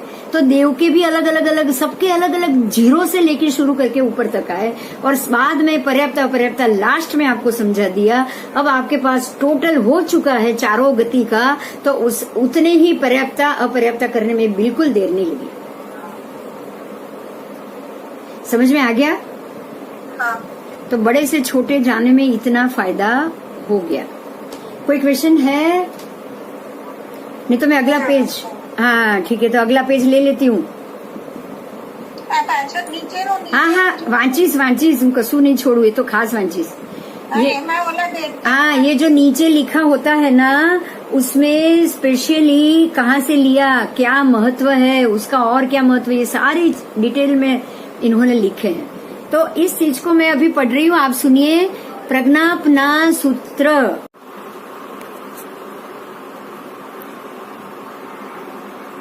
आगम सूत्र, उसके बाद छेद सूत्र, आप जानते हो ना वो मूल सूत्र। तो आगम को इन सब में डिवीजन दिया गया हुआ है। तो प्रज्ञा, ये सारे को सिद्धांत समझना है। जैन धर्म का सिद्धांत अगर आप देखिए, 4 मूल फिर छेद सूत्र, मूल सूत्र, आगम सूत्र, ये सारी डिटेल आएगी। जब आगम की बात आएगी ना तब ये डिटेल से हम जाएंगे। लेकिन आपको अभी मैं एक बात बताऊं, ये प्रज्ञापना सूत्र हो, छेद सूत्र हो, मूल सूत्र हो, फिर अंग बाह्य सूत्र हो या अंग सूत्र हो, ये सारी चीजों को आपको सिद्धांत समझना है। इसमें जो चीज बताई गई हो उसको हम सिद्धांत मान के चलेंगे। अब यहाँ प्रज्ञापना सूत्र में ये प्रश्न है कि मनुष्य कितने प्रकार के कहे गए हैं, तो उसके उत्तर में ये जवाब दिया है कि मनुष्य 2 प्रकार के हैं। अब 2 प्रकार के कौन से? तो समूर्छिम और गर्भज, जो हमने पढ़ लिया। अब यहाँ एक और प्रश्न हुआ कि भगवान ये समूर्छिम मनुष्य की उत्पत्ति कहाँ होती? समूर्छिम को डिटेल से समझाया है, उसको भी हम जान लेंगे। तो उसके बाद परमात्मा ने उत्तर में कहा कि हे गौतम, 45 लाख योजन प्रमाण जो मनुष्य क्षेत्र है, मनुष्य उसमें ही होते हैं। तो वो 2.5 द्वीप समुद्र में, 15 कर्म भूमि, 30 अकर्म भूमि, 56 अंतर्द्वीप, उसमें रहे गर्भज मनुष्य के ही, मतलब हम लोगों के ही किसमें से समूर्छिम उत्पन्न होता है? तो विष्टा, फिर मूत्र, उसके बाद है कफ, फिर नाक का मैल, उसके बाद वमन, उसके बाद पित्त, फिर बिगड़ा हुआ खून, फिर है पीप रसी, उसके बाद है संयोग मतलब संभोग, जो वीर्य में उत्पन्न होने वाले 9 लाख पंचेंद्रिय जीव, वो सारे उसमें उसको भी समूर्छिम नहीं है, उसको तो गर्भज बनने की उसमें शक्ति है। वो जो 9 लाख उत्पन्न होते हैं ना, उसमें गर्भज बनने की शक्ति होती। आगे आओ,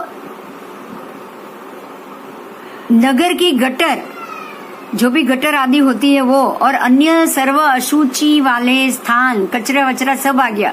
उसमें सब में समूर्छिम मनुष्य अंगुल के असंख्यात भाग प्रमाण अगहना के उत्पन्न होते हैं, तथा वे असंज्ञी, मिथ्या दृष्टि, अज्ञानी और सर्व पर्याप्ति द्वारा अपर्याप्त होते हैं।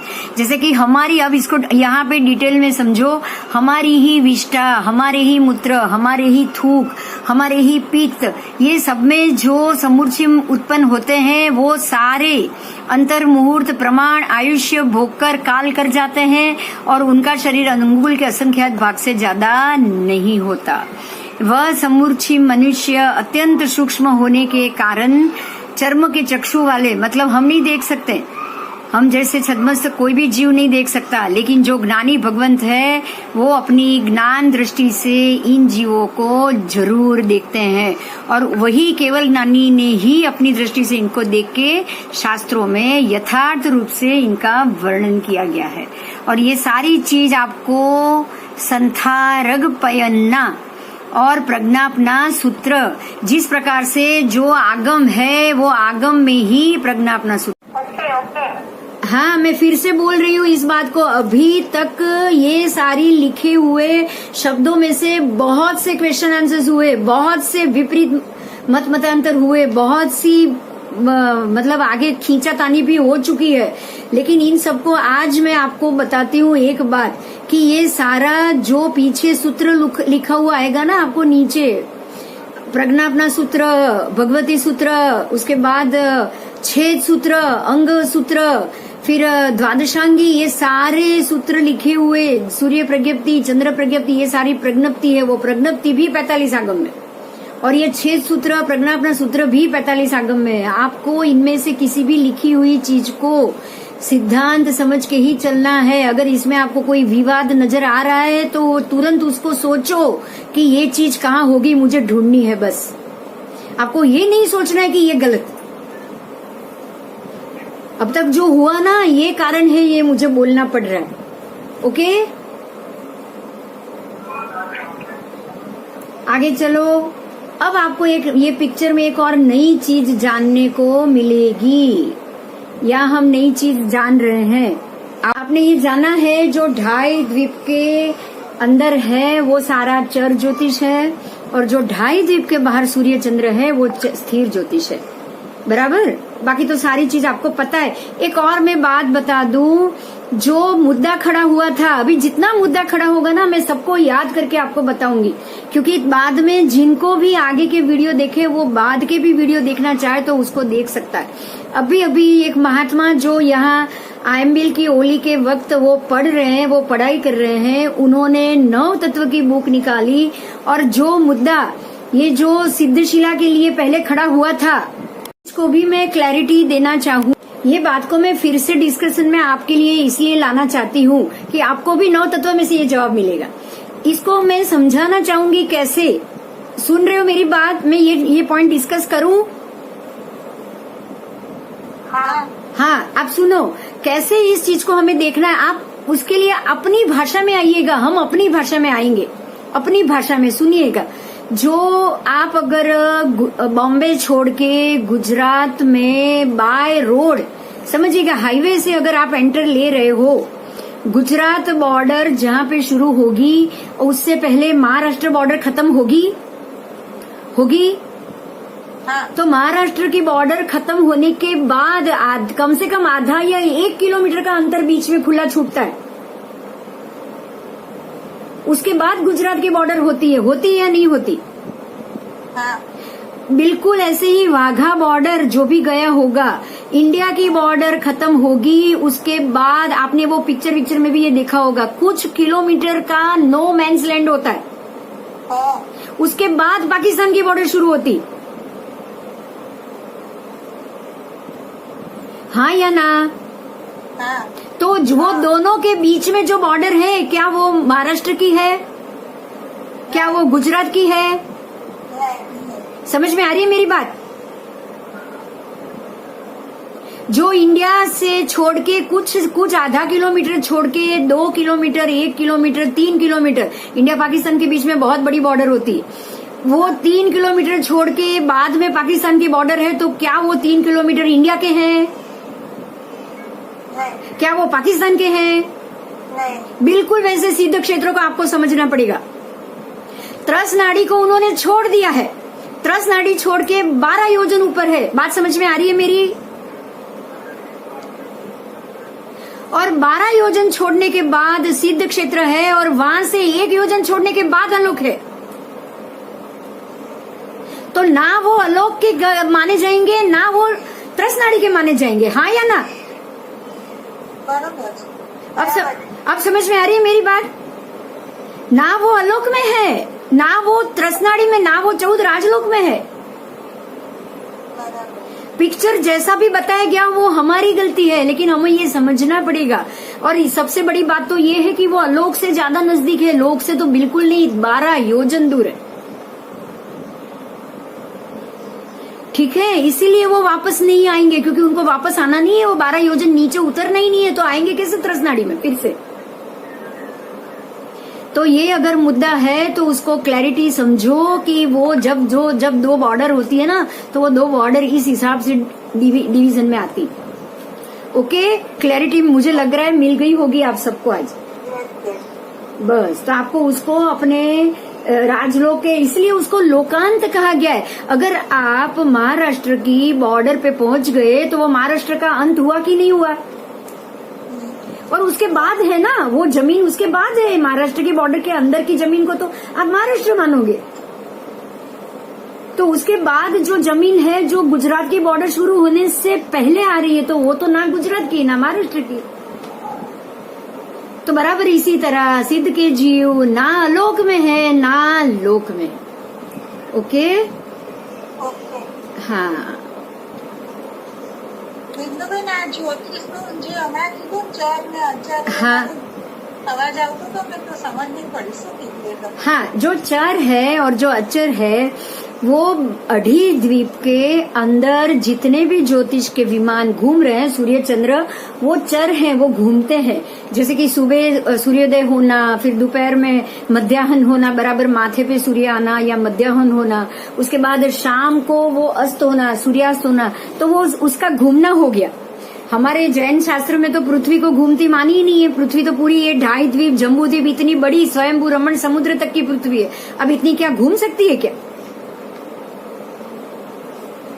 कितने योजन हो गई? असंख्यात योजन है, तो वो तो जमीन पे ही है। तो घूमते कौन है? सारे ग्रह मंडल घूमता है। तो सूर्य को सुबह उदित होना, सूर्योदय होना, दोपहर मध्याह्न होना, शाम का उसका अस्त होना, उसके बाद दूसरे दिन दूसरे सूर्य का उदित होना, ये सारी जो व्यवस्था है ये चर ज्योतिष माना जाता है, क्योंकि वो ग्रह घूम रहे। और जहाँ पे ये 2.5 द्वीप छोड़ दोगे आप, मनुष्य क्षेत्र छोड़ दोगे, मनुष्य क्षेत्र के बाहर बाकी के पुष्कर द्वीप में, अर्ध पुष्कर में, और उसके पुष्कर वर समुद्र, अर्ध पुष्कर बाकी का जो छोड़ के मनुष्य उसको बोलते हैं ना मानुषोत्तर पर्वत, उसके बाद सारे जितने भी सूर्य चंद्र है वो सारे स्थिर है। वहां ना सूर्योदय ना सूर्यास्त कुछ नहीं है, वहां पे ना दिन हो रहा है ना रात हो रहा है, सारी की सारी एक ही प्रकार की अवस्था होती है। समझ में आ गया? हाँ, थोड़ा आओ से अभी वो ज्योतिष का पूरा सब्जेक्ट आएगा ना, आप जब सूर्यमंडल देखोगे ना तब मालूम पड़ेगा। मतलब ये गति कर रहे हैं, वो गति नहीं कर रहे, बस उतना ही है, और कोई अभी उतना ही मुद्दा आया है। अब आप देखो ना करे, क्योंकि वहां पे धर्मासिका है और ये धर्मासिका, हाँ धर्मासिका या धर्मासिका है, तो फिर भी 14 राजलोक पे तो है, लेकिन काल नहीं है। आपको पता है जब जो षडद्रव्य आया था ना, उसमें धर्मासिका है, अधर्मासिका है, फिर लोकाकाश, ये सारा 14 राजलोक में ही बताया गया था, लेकिन काल द्रव्य 2.5 द्वीप में ही था। पता है वो? हाँ, तो काल द्रव्य सिर्फ 2.5 द्वीप में है। चंद्र में सूर्य परवानी जरूर। हाँ, क्योंकि वहाँ व्यवहार काल है ही नहीं, वहाँ व्यवहार काल नहीं है, इसलिए वहाँ कोई नाप ही नहीं है। 1 दिन हुआ, 2 दिन हुआ, 3 दिन हुआ, क्योंकि सूर्य उगेगा और अस्त होगा तो दिन होगा ना।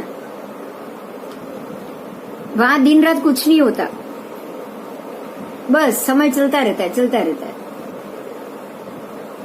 चलो, भरत क्षेत्र में अब ये 563 भेद पे कुछ और विचारणा की गई है। तो भरत क्षेत्र में देखिए, इसका क्रम है। भरत क्षेत्र में नारक बिल्कुल है नहीं है। भरत क्षेत्र में क्या क्या है, ये जो 563 भेद है ना, उसमें से भरत क्षेत्र में कितने भेद आएंगे?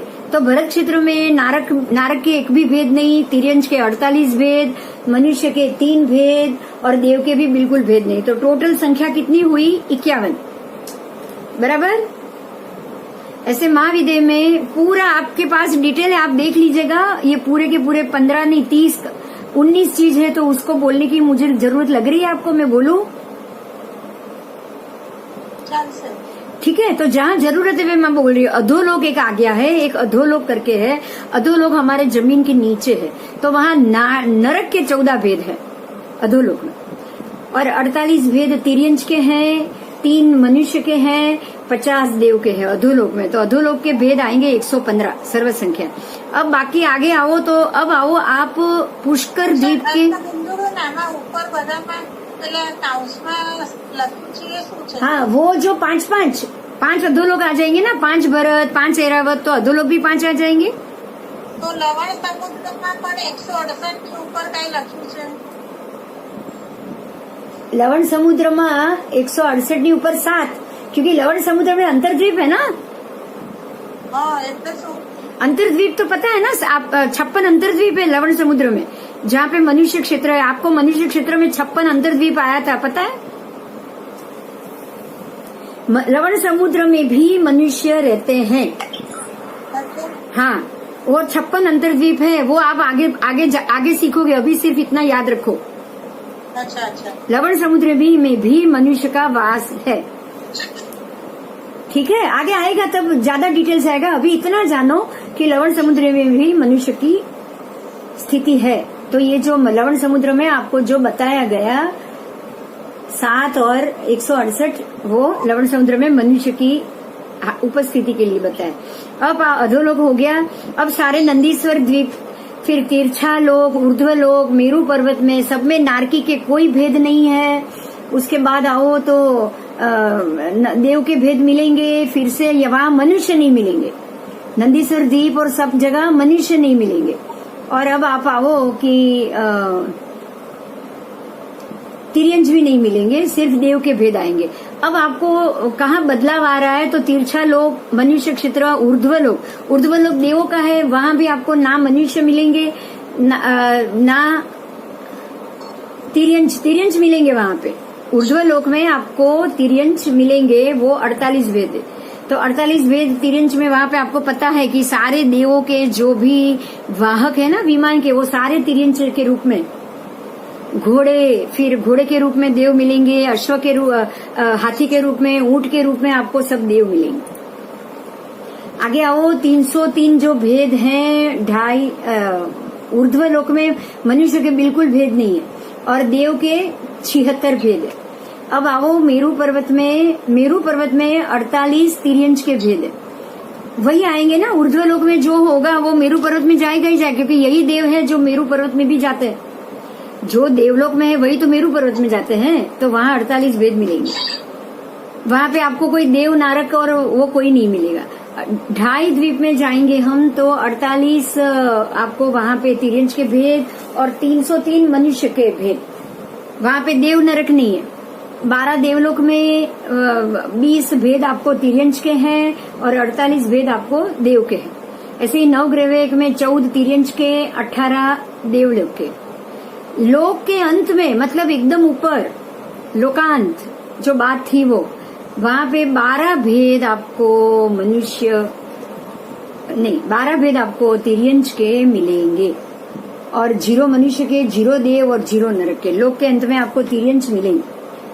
तिर्यंच मतलब कौन से पता है? लोक के अंत में जो ईश्वर प्रागभारा पृथ्वी बनी है वो एकेंद्रीय जीवों से बनी है, पृथ्वी काय के, इसीलिए वहां पे वो 12 भेद बताए गए एकेंद्रीय जीवों के। अब आओ अधोग्राम वापस नीचे, वहां भी 48 भेद आपको तिर्यंच के, 3 भेद आपको मनुष्य के और 51 टोटल 51। और अपनी मुट्ठी में, आपकी अपनी मुट्ठी में भी 12 भेद तिर्यंच के और बस टोटल 12 भेद आपको तिर्यंच के मिलेंगे। अब आओ नीचे पढ़ो क्या है फिर ये मुट्ठी का क्या है। वो तो उसको समझना पड़ेगा। अभी इन्होंने मुट्ठी क्यों लिखा है, क्योंकि मुट्ठी में मेरे हिसाब से तो ये मुट्ठी में क्या क्या चीज आ जाता है, हवा पानी सब, हवा भी आ जाती है, पसीना भी आ जाता है ना। आपको एकेंद्रिय मिलेगा। 4 भेद किसका? तिर्यंच ही आ गए तो वायु का और अपकाय और अग्नि का आएंगे ना मुट्ठी के अंदर। अच्छा आएंगे ना। आप मुट्ठी बंद करो, पसीना हो जाएगा। आप मुट्ठी बंद करो तो मुट्ठी भी गर्म हो जाएगी। फिर वायु काय तो है ही, पसीना हुआ तो अपकाय है, गर्म हो रही है तो अग्निकाय है। ऐसे मिला के कुछ अपनी मुट्ठी में आता होगा। आगे आएगा, समझेंगे उसको कैसा है। ठीक है, हाँ, जो लिखा है उसका जवाब आगे मिल ही जाएगा। अब आपको ये जानना है कि नंदीश्वर द्वीप और नंदीश्वर समुद्र आदि, नंदीश्वर द्वीप के बाद के आदि समुद्र स्थलों पे बादर पर्याप्ता, अपर्याप्ता, तेऊकाय बिना, वहां पे ना बादर पर्याप्ता है ना बादर अपर्याप्ता है और ना तेऊका है। उसके बिना ये छोड़ के बाकी के तिर्यंच गति के 46 भेद होते हैं। देवलोक में आपको बादर तेजस का है, तेऊकाय पर्याप्त अपर्याप्त नहीं है। उसके अलावा एकेंद्रिय के 20 भेद होते हैं। उसके बाद ग्रैवे 9 ग्रैवेयक में 5 सूक्ष्म बादर, पृथ्वी और वायु, ये छोड़ के वायु काय के ये सात के ही पर्याप्त अपर्याप्त 14 भेद होते हैं। फिर लोक के अंत में और अपनी मुट्ठी में, दोनों में, लोक के अंत में देखो वही चीज आ गई। थोड़ा सा हम धीरज धरे तो सब चीज आ जाएगी।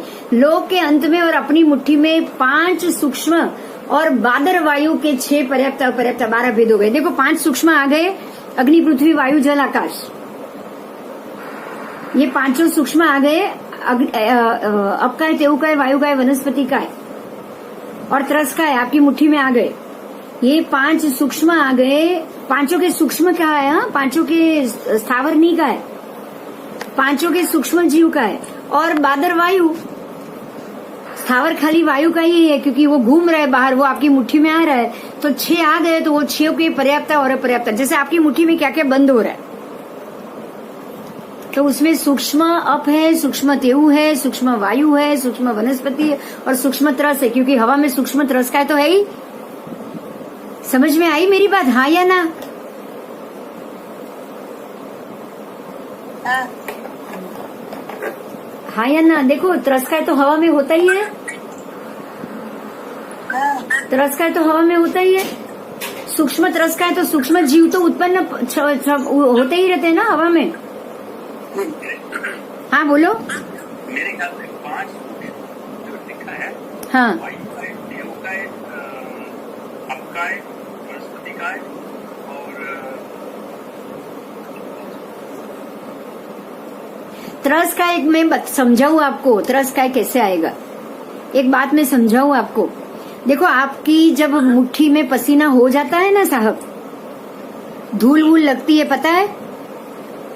आप कहीं बाहर हो, आप हर 10 मिनट में तो हाथ आप धोते नहीं हो, 48 मिनट में तो हाथ आप धोते नहीं हो।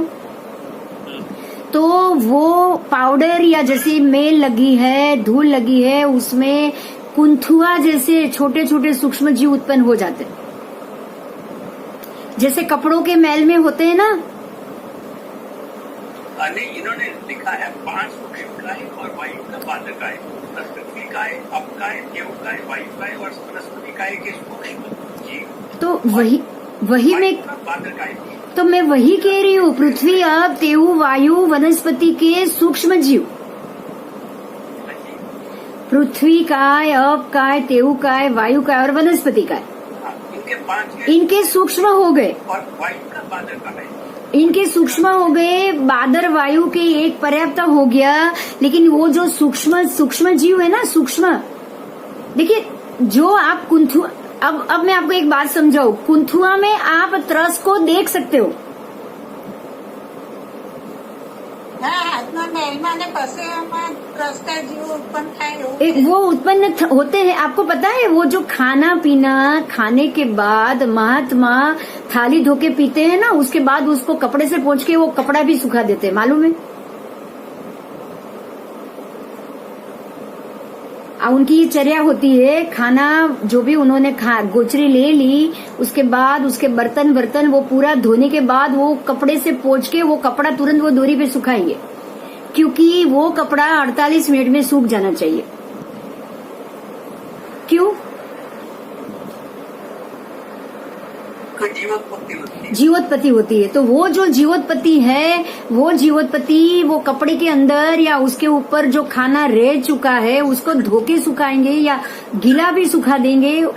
उसका कारण एक ही है कि अगर 48 मिनट में गीला कपड़ा भी डोरी पे गीला रह गया ना, तो भी उसमें पर्याप्त जीव उत्पन्न हो जाते।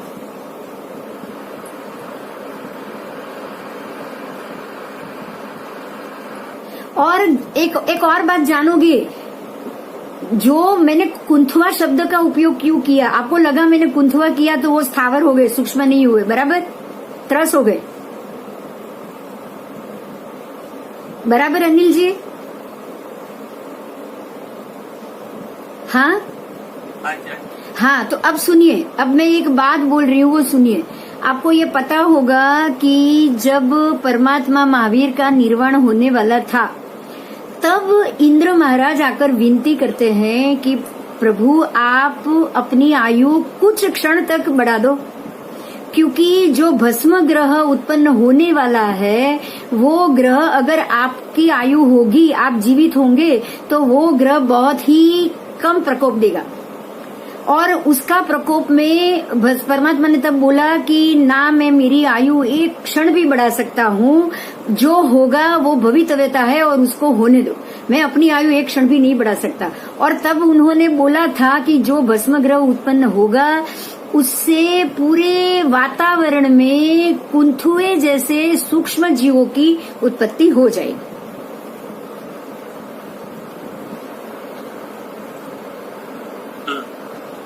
याद आ रहा है ये बात? तो आएगा, आप पूछना किसी को भी पूछना, वो सूक्ष्म जीव, अब सूक्ष्म तो कुंथुआ तो सूक्ष्म हो नहीं सकता, लेकिन जैसे कुंथुआ होता है उसको हम चलता हुआ देखते हैं। जो आपको जो होते हैं ना, अगर पोहा अगर कुछ दिन रह जाए ना तो उसके पाउडर में कुंथुआ दिखता है चलता हुआ। तो हमको तो वो चलता हुआ कुंथुआ ही पता है। आपको सूक्ष्म जीव नहीं पता है कि जो वातावरण में हवा में उत्पन्न हो जाता है।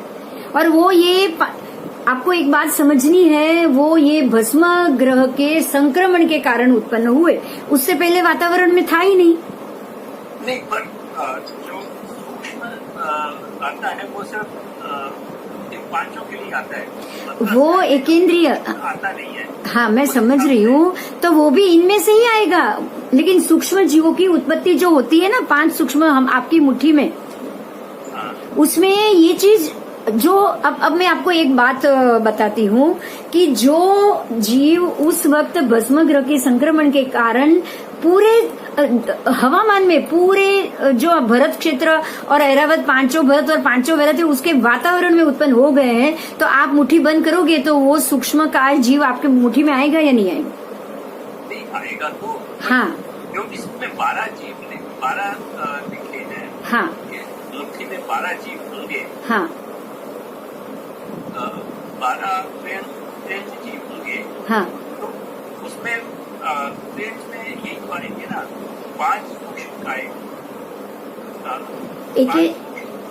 वही है एकेंद्रिय, बेइंद्रिय, तेइंद्रिय, चौरिंद्रिय, पंचेंद्रिय। अब आपको एकेंद्रिय के 5 सूक्ष्म लेने, बराबर? हाँ, 5 इंद्रिय, एक इंद्रिय के 5 सूक्ष्म। हाँ, अब का पात्र लेना है, वो 6 हो गए। हाँ, और 6 के पर्याप्त और अपर्याप्त 12 हो गए। आपको जैसे अग्नि काय, पृथ्वी काय, अप काय, तेउ काय और वायु काय, बराबर? ये पांचों के सूक्ष्म भी लिए और वायु, बादर वायु के अपने जो स्थावर है वो भी लिए। पर एक अब आप इसी में जानो कि जो आपने स्थावर वायु काय ले लिए ना, स्थावर बादर वायु ले लिए ना, स्थावर बादर वायु, तो ये सूक्ष्म जीव भी बादर वायु में ही उत्पन्न हुए। हाँ, तो मैं वही कह रहा हूँ, सूक्ष्म जीव वो त्रस्कारी नहीं हुए ना, हमारे एकेंद्रिय में ही हुए। लेकिन जो सूक्ष्म कुंथुए जैसे सूक्ष्म जीव हवा में है ना, वो आपकी मुट्ठी में आएंगे। अगर ये इसमें नहीं लिखे हैं या आपको नहीं पता है तो इस चीज को भी आप ढूंढ लेना कि जब भस्म ग्रह की उत्पत्ति हुई तब वातावरण में सूक्ष्म आपको कुंथुए जैसे जीव उत्पन्न हुए हैं या नहीं हुए हैं।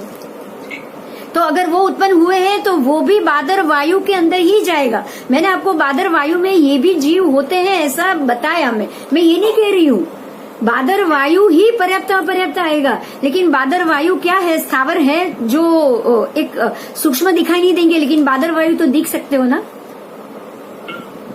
जो महसूस कर सकते हो ना, जो हवा से आ रहा है, क्योंकि वो बादर है। बादर तो आप नहीं देखोगे पर केवली परमात्मा या वो तो देख ही पाएंगे, जो अवधि ज्ञानी है वो तो देख ही पाएंगे। तो वो जो बादर जो दृष्टिगोचर हो रहा है उसी में ये बादर वायु के अंदर ही जब भी भस्म ग्रह का संक्रमण हुआ तब ऐसे सूक्ष्म कुंथुए जैसे असंख्य जीव वातावरण में उत्पन्न हो गए थे। ये मैं आपको जानकारी दे रही हूँ। अब वो भी ढूंढ लेना, मैंने इसको जाना है इसलिए अब आपके लिए। તો બિંદુબેન આપણે છે ને જે પસીનો થાય છે ને એ કપડા પડ્યા રહે છે ને એમને, हाँ, તો એના અંદર કાળા કાળા ટપકા થઈ જાય। काला काला टपका बास आएगी तुरंत। નહીં કાળા ટપકા થાય એ આ જીવો મરી ગયા હોય કે એના કારણે થાય। એ ટપકાનો કલર પણ નહીં નીકળે પછી। आपको जैसे देखो अभी जानना है आपको कि जीवों की हाजिरी की मालूम का पता हमें कैसे चलता है। पानी अगर आपने 4-5 दिन पुराना बॉटल पी लिया ना तो उसमें भी बास आई, छाना हुआ नहीं है वो। आपने 5 दिन पुराना भरा हुआ किसी भी बॉटल में भर के रखा हुआ, आप अगर कहीं बिस्लेरी ले लोगे ना, कहीं बाहर गए हो तो आपको अगर 15 दिन पड़ी हुई बिस्लेरी होगी आपको नहीं मालूम, लेकिन दुकान में पड़ी हुई ना तो पानी पियोगे वैसे उसका स्वाद आपको अलग लगेगा और बास आएगी उसमें। बिल्कुल इसी तरह देखो जैसे ये द्राक्ष को सड़ाया जाता है, पड़ा उसमें बास और उसमें परपोटा ऐसा क्रिएट किया जाता है। और यही द्राक्ष है जो आप फ्रेश तोड़ी हुई खाओगे तो वो खाने से आपको शक्ति मिल रही है, और वही द्राक्ष को आसव बनाया जाता है, द्राक्षा आसव, जो तुरंत बास आएगी उसी को, उसकी असर नशा युक्त हो जाती है। होती है नहीं होती? क्योंकि वो पड़ी पड़ी सड़ती है तो अंदर कीड़े उत्पन्न होते हैं। आपको उसमें हलन चलन वाले कीड़े नहीं दिखेंगे, आपको त्रस कीड़े नहीं दिखेंगे, आपको उसमें त्रस कीड़े या कुंथुए, छोटे छोटे कुंथुए जैसे भी कीड़े नहीं दिखेंगे। समझ में आई बात? आप किसी भी दारू की बोतल अगर देखोगे ना, उसके ग्लास में या कोई किसी का निकाला हुआ, उसमें आपको वो पोरा भी नहीं दिखेगा, परपोटा भी नहीं दिखेगा। जो ऐसे ही पड़े पड़े अगर कोई चीज सड़ जाए ना तो वो पानी और उसके अंदर उत्पन्न होता है। अगर आपकी कोई शरबत की बोतल, कुछ भी शरबत की बोतल हो और कुछ दिन पड़ी रहे तो अंदर आपको परपोटे परपोटे जैसे उत्पन्न होते हैं और उसके स्वाद बदला हुआ दिखता है। दिखता है या नहीं दिखता है? लेकिन आपको दारू की बोतल में वो नहीं दिखता है, दारू के ग्लास में वो नहीं दिख रहा है। मतलब क्या हुआ कि उसमें तो पोरा हो गया उत्पन्न, पोरे पोरे, आपको पानी के पोरे पहले आ गए, पानी में उत्पन्न होते हुए पोरे। वो ये दारू में वो नहीं है, इसमें और सूक्ष्म प्रकार के जीव है जो आपको पीने से उसका स्वाद बदल गया तो समझ लो कि इसमें जीवोत्पत्ति हो गई। पानी 5 दिन पड़ा रहता है तो स्वाद चेंज हो ही जाता है, तो उसमें क्योंकि पानी तो उबला हुआ भी नहीं है, कच्चा है, तो जीवोत्पत्ति तुरंत उत्पन्न हो जाएगी उसमें। तो ये जो स्वाद बदलना या उसका कलर बदलना, उसकी स्मेल बदलना, वो ही बताता है कि इसमें जीव उत्पन्न हो चुके। તો એમ કહે છે ને કે હોટલમાં છે ને તમે અમુક 4-5 કલાક વસ્તુને પડી રાખો ને કોઈ પણ हाँ। મોટી હળવીને તો એ ખરાબ થઈ જાય। उसका कारण है, आपको अभी ये ढूंढना है। मुझे तो मैंने पढ़ा इसलिए मैं बोल रही हूँ। इंद्र महाराजा भगवान को बोलते हैं कि आप अपनी आयु बढ़ा लो क्योंकि भस्मग्रह संक्रमण होने वाला है और इससे ये भरत क्षेत्र के जीवों को बहुत परेशानी होगी। तो परमात्मा कहते हैं कि ना मैं मेरी आयु एक क्षण भी नहीं बढ़ा सकता, और भस्मग्रह की उत्पत्ति के कारण संपूर्ण वातावरण में सब एकदम सूक्ष्म त्रस जीवों की उत्पत्ति हो गई, जिसको हम देख भी नहीं सकते उड़ते हुए। अभी एक चीज मैं आपको बताऊंगी, एक चीज आप नोट करना। जब भी कभी धूप हो ना, धूप बहुत सारी धूप हो, लगभग 12 बजे से लेके 2 बजे तक की धूप हो ना, तब वो धूप में आप ऐसे मतलब पूरे आकाश में देखना। आप जैसे धूप ऐसे आड़ी गिर रही है तो वो जो गिर रही है ना, जैसे उसमें देखोगे ना तो आपको ऊपर से बिल्कुल नीचे एक बिल्कुल फ्लोर, और उसमें से किरणों का ऐसे हिलना, बहुत सारी चीज ऐसी लगेगी कि हवा में ऐसे चीज हिल रही है। थोड़ो प्रकाश આવતો હોય ને ત્યારે લાઈટમાં आपको वो दिखेगा। वो ये जो उत्पत्ति है ना, वो ये भस्मग्रह के संक्रमण के बाद हुई, ये पहले नहीं थी। और वो जो दिख रहा है ना, वही है जीव, जो सूक्ष्म जीव की जो उत्पत्ति हो चुकी है भस्मग्रह के संक्रमित के बाद, वो यही है। अब आपके लिए एक और महत्व की बात आ जाएगी नॉलेज के लिए, कि परमात्मा के जाने के बाद भस्मग्रह का संक्रमण हुआ तो वो तो इंद्र थे और भगवान थे, तो वो बता कर गए। अब अगर कुछ भी बाकी के 88 ग्रह में से भस्म ग्रह वो बाकी के 88 ग्रह में से है, तो अब तो हमारे छठे आरे के अंत तक अगर किसी ग्रह की उत्पत्ति होगी तो बताने कौन आएगा? और होती ही रहती होगी या नहीं होती होगी? होगी या नहीं? वो પછી ભગવાન બતાવીને જાઓ ને। अरे वो तो जब आपको क्वेश्चन करे ना, वो ही भगवान जवाब देते हैं। आपको पता है गौतम स्वामी ने इतने सवाल क्यों किए? केवली भगवंत को अगर कोई प्रश्न करे तो बिल्कुल उतना ही जवाब देंगे वो। नहीं, આપણે ઉત્તરાયણ સૂત્રમાં તો આપણા શ્રાવકો માટે પણ કીધું છે ને, तो, એ કરજે। तो वो श्रावकों ने प्रश्न किए हैं, जमाली के प्रश्न है, आपको बहुत सारे का मिलेगा। हाँ, हाँ। जमाली ने प्रश्न किया तो जवाब है, इंद्र ने प्रश्न किया तो जवाब है, गौतम स्वामी ने प्रश्न गौतम स्वामी ने भगवती सूत्र में ही 54,000 प्रश्न किए। क्या आपको लग रहा है कि जो 4 ज्ञान के धनी थे उनको ये सब मालूम नहीं था? એ બરોબર છે પણ પ્રયત્ન સૂત્રમાં તો આપણા માટે ભગવાને બધું કીધું, हाँ, वो સાધુજી માટે કીધું, તો એ वो પણ પૂછાયેલા સવાલો सब पूछे हुए भगवान त्रिपदी देकर मौन हो गए। त्रिपदी देकर भगवान मौन हो गए। त्रिपदी में से गणधरों ने ये बनाए, पूरे ग्रंथ बनाए, और ये चीज हम लोगों को पता चले कि क्या बात है और क्या क्या उसमें क्वेश्चन है।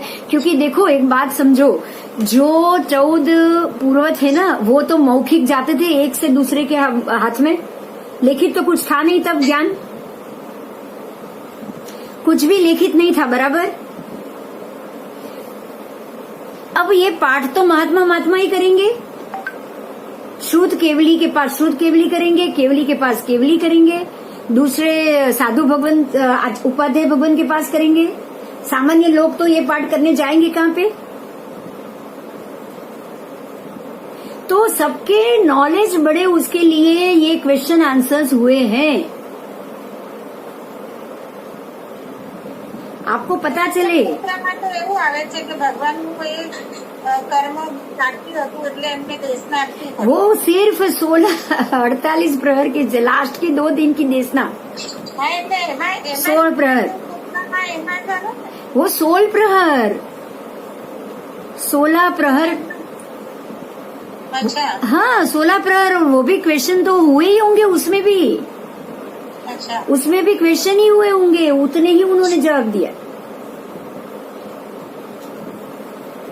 उन्होंने उतने ही जवाब दिए।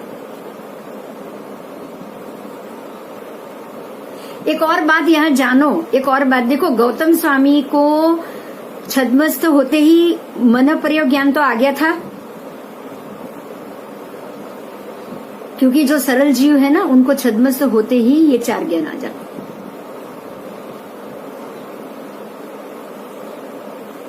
आपको इतना जानना है कि गौतम स्वामी प्रथम गणधर है, ज्ञानी थे, जिन्होंने पूरे त्रिपदी से कितने आपको तो ये शब्द आता है कि कितने हाथी भर के साई अगर सही इंक लाई जाए और उससे शास्त्र लिखे जाए तब ये 14 पूर्व लिखे जाते हैं।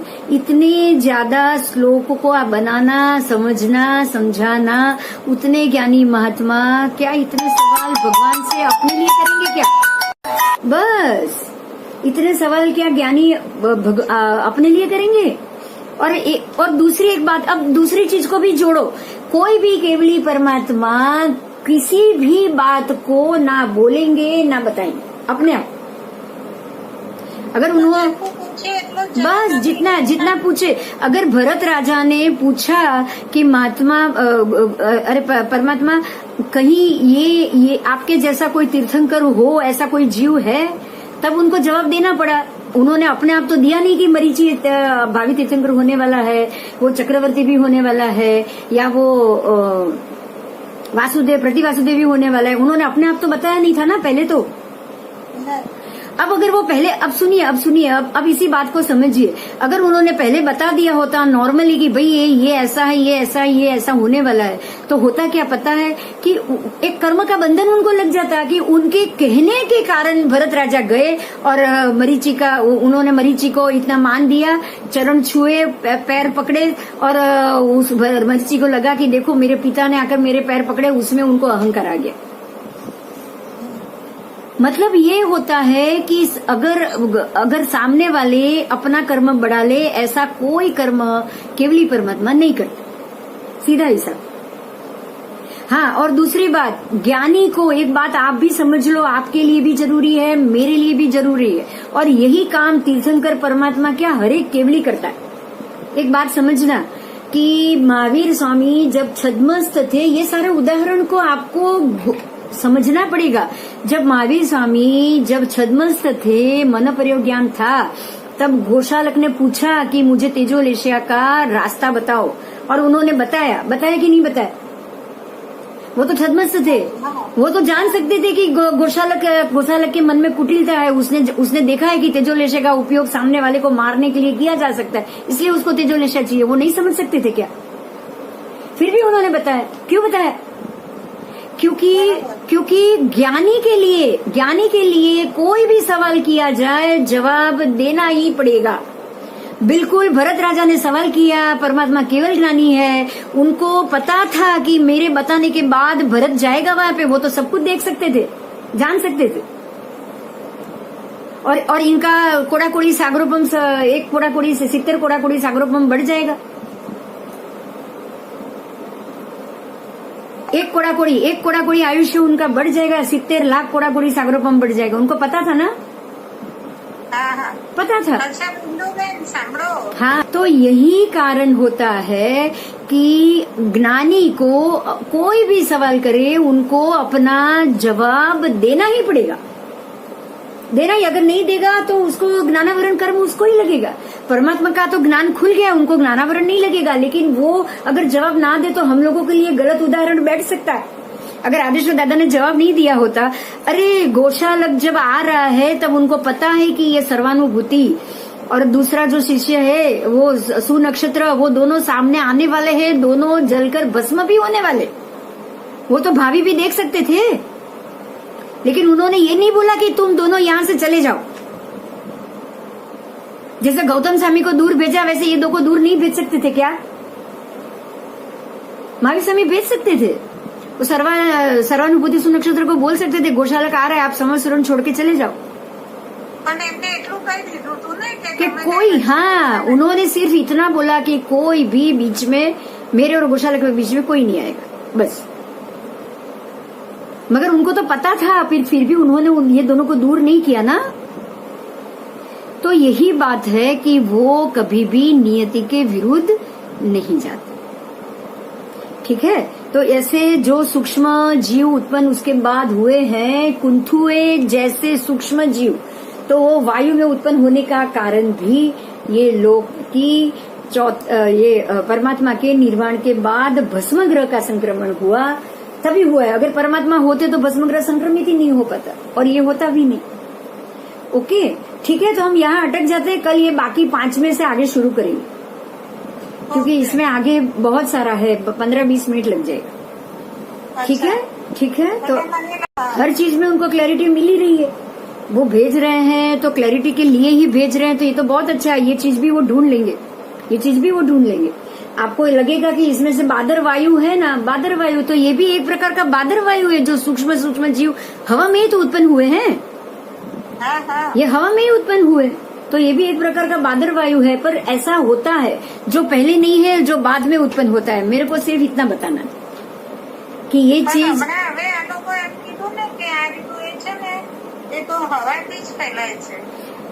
हाँ, वायु से ही तो ये वायु का ही है, पहले भी वायु का ही था। वो हवा से ही, उच्छ्वास ही तो एक दूसरे से लगता था। आज जो उच्छ्वास का उदाहरण है वो परफेक्ट है।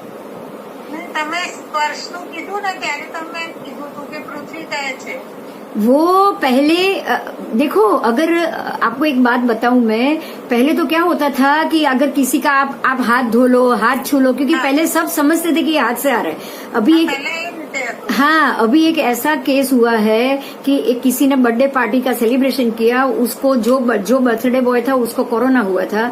उसने जैसे ही कैंडल पे फूंक मारी तो उसके फूंक मारने से उसका जो मुंह से उच्छ्वास बाहर निकला, वो केक के आजू बाजू जितने लोग खड़े थे ना, वो सबको कोरोना पीड़ित करके गए।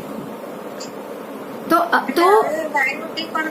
अब हुआ क्या समझो, जिसको कोरोना हुआ था ना, उसको हो सकता है कि किसी के छूने से हुआ हो, लेकिन कोरोना वाले के वायु बाहर उड़ने से दूसरे को हुआ है। बात समझ में आ रही है? कहाँ हुआ है? पहला जो हुआ होगा उसको हुआ होगा, वो छूने से भी हुआ होगा, हो सकता है।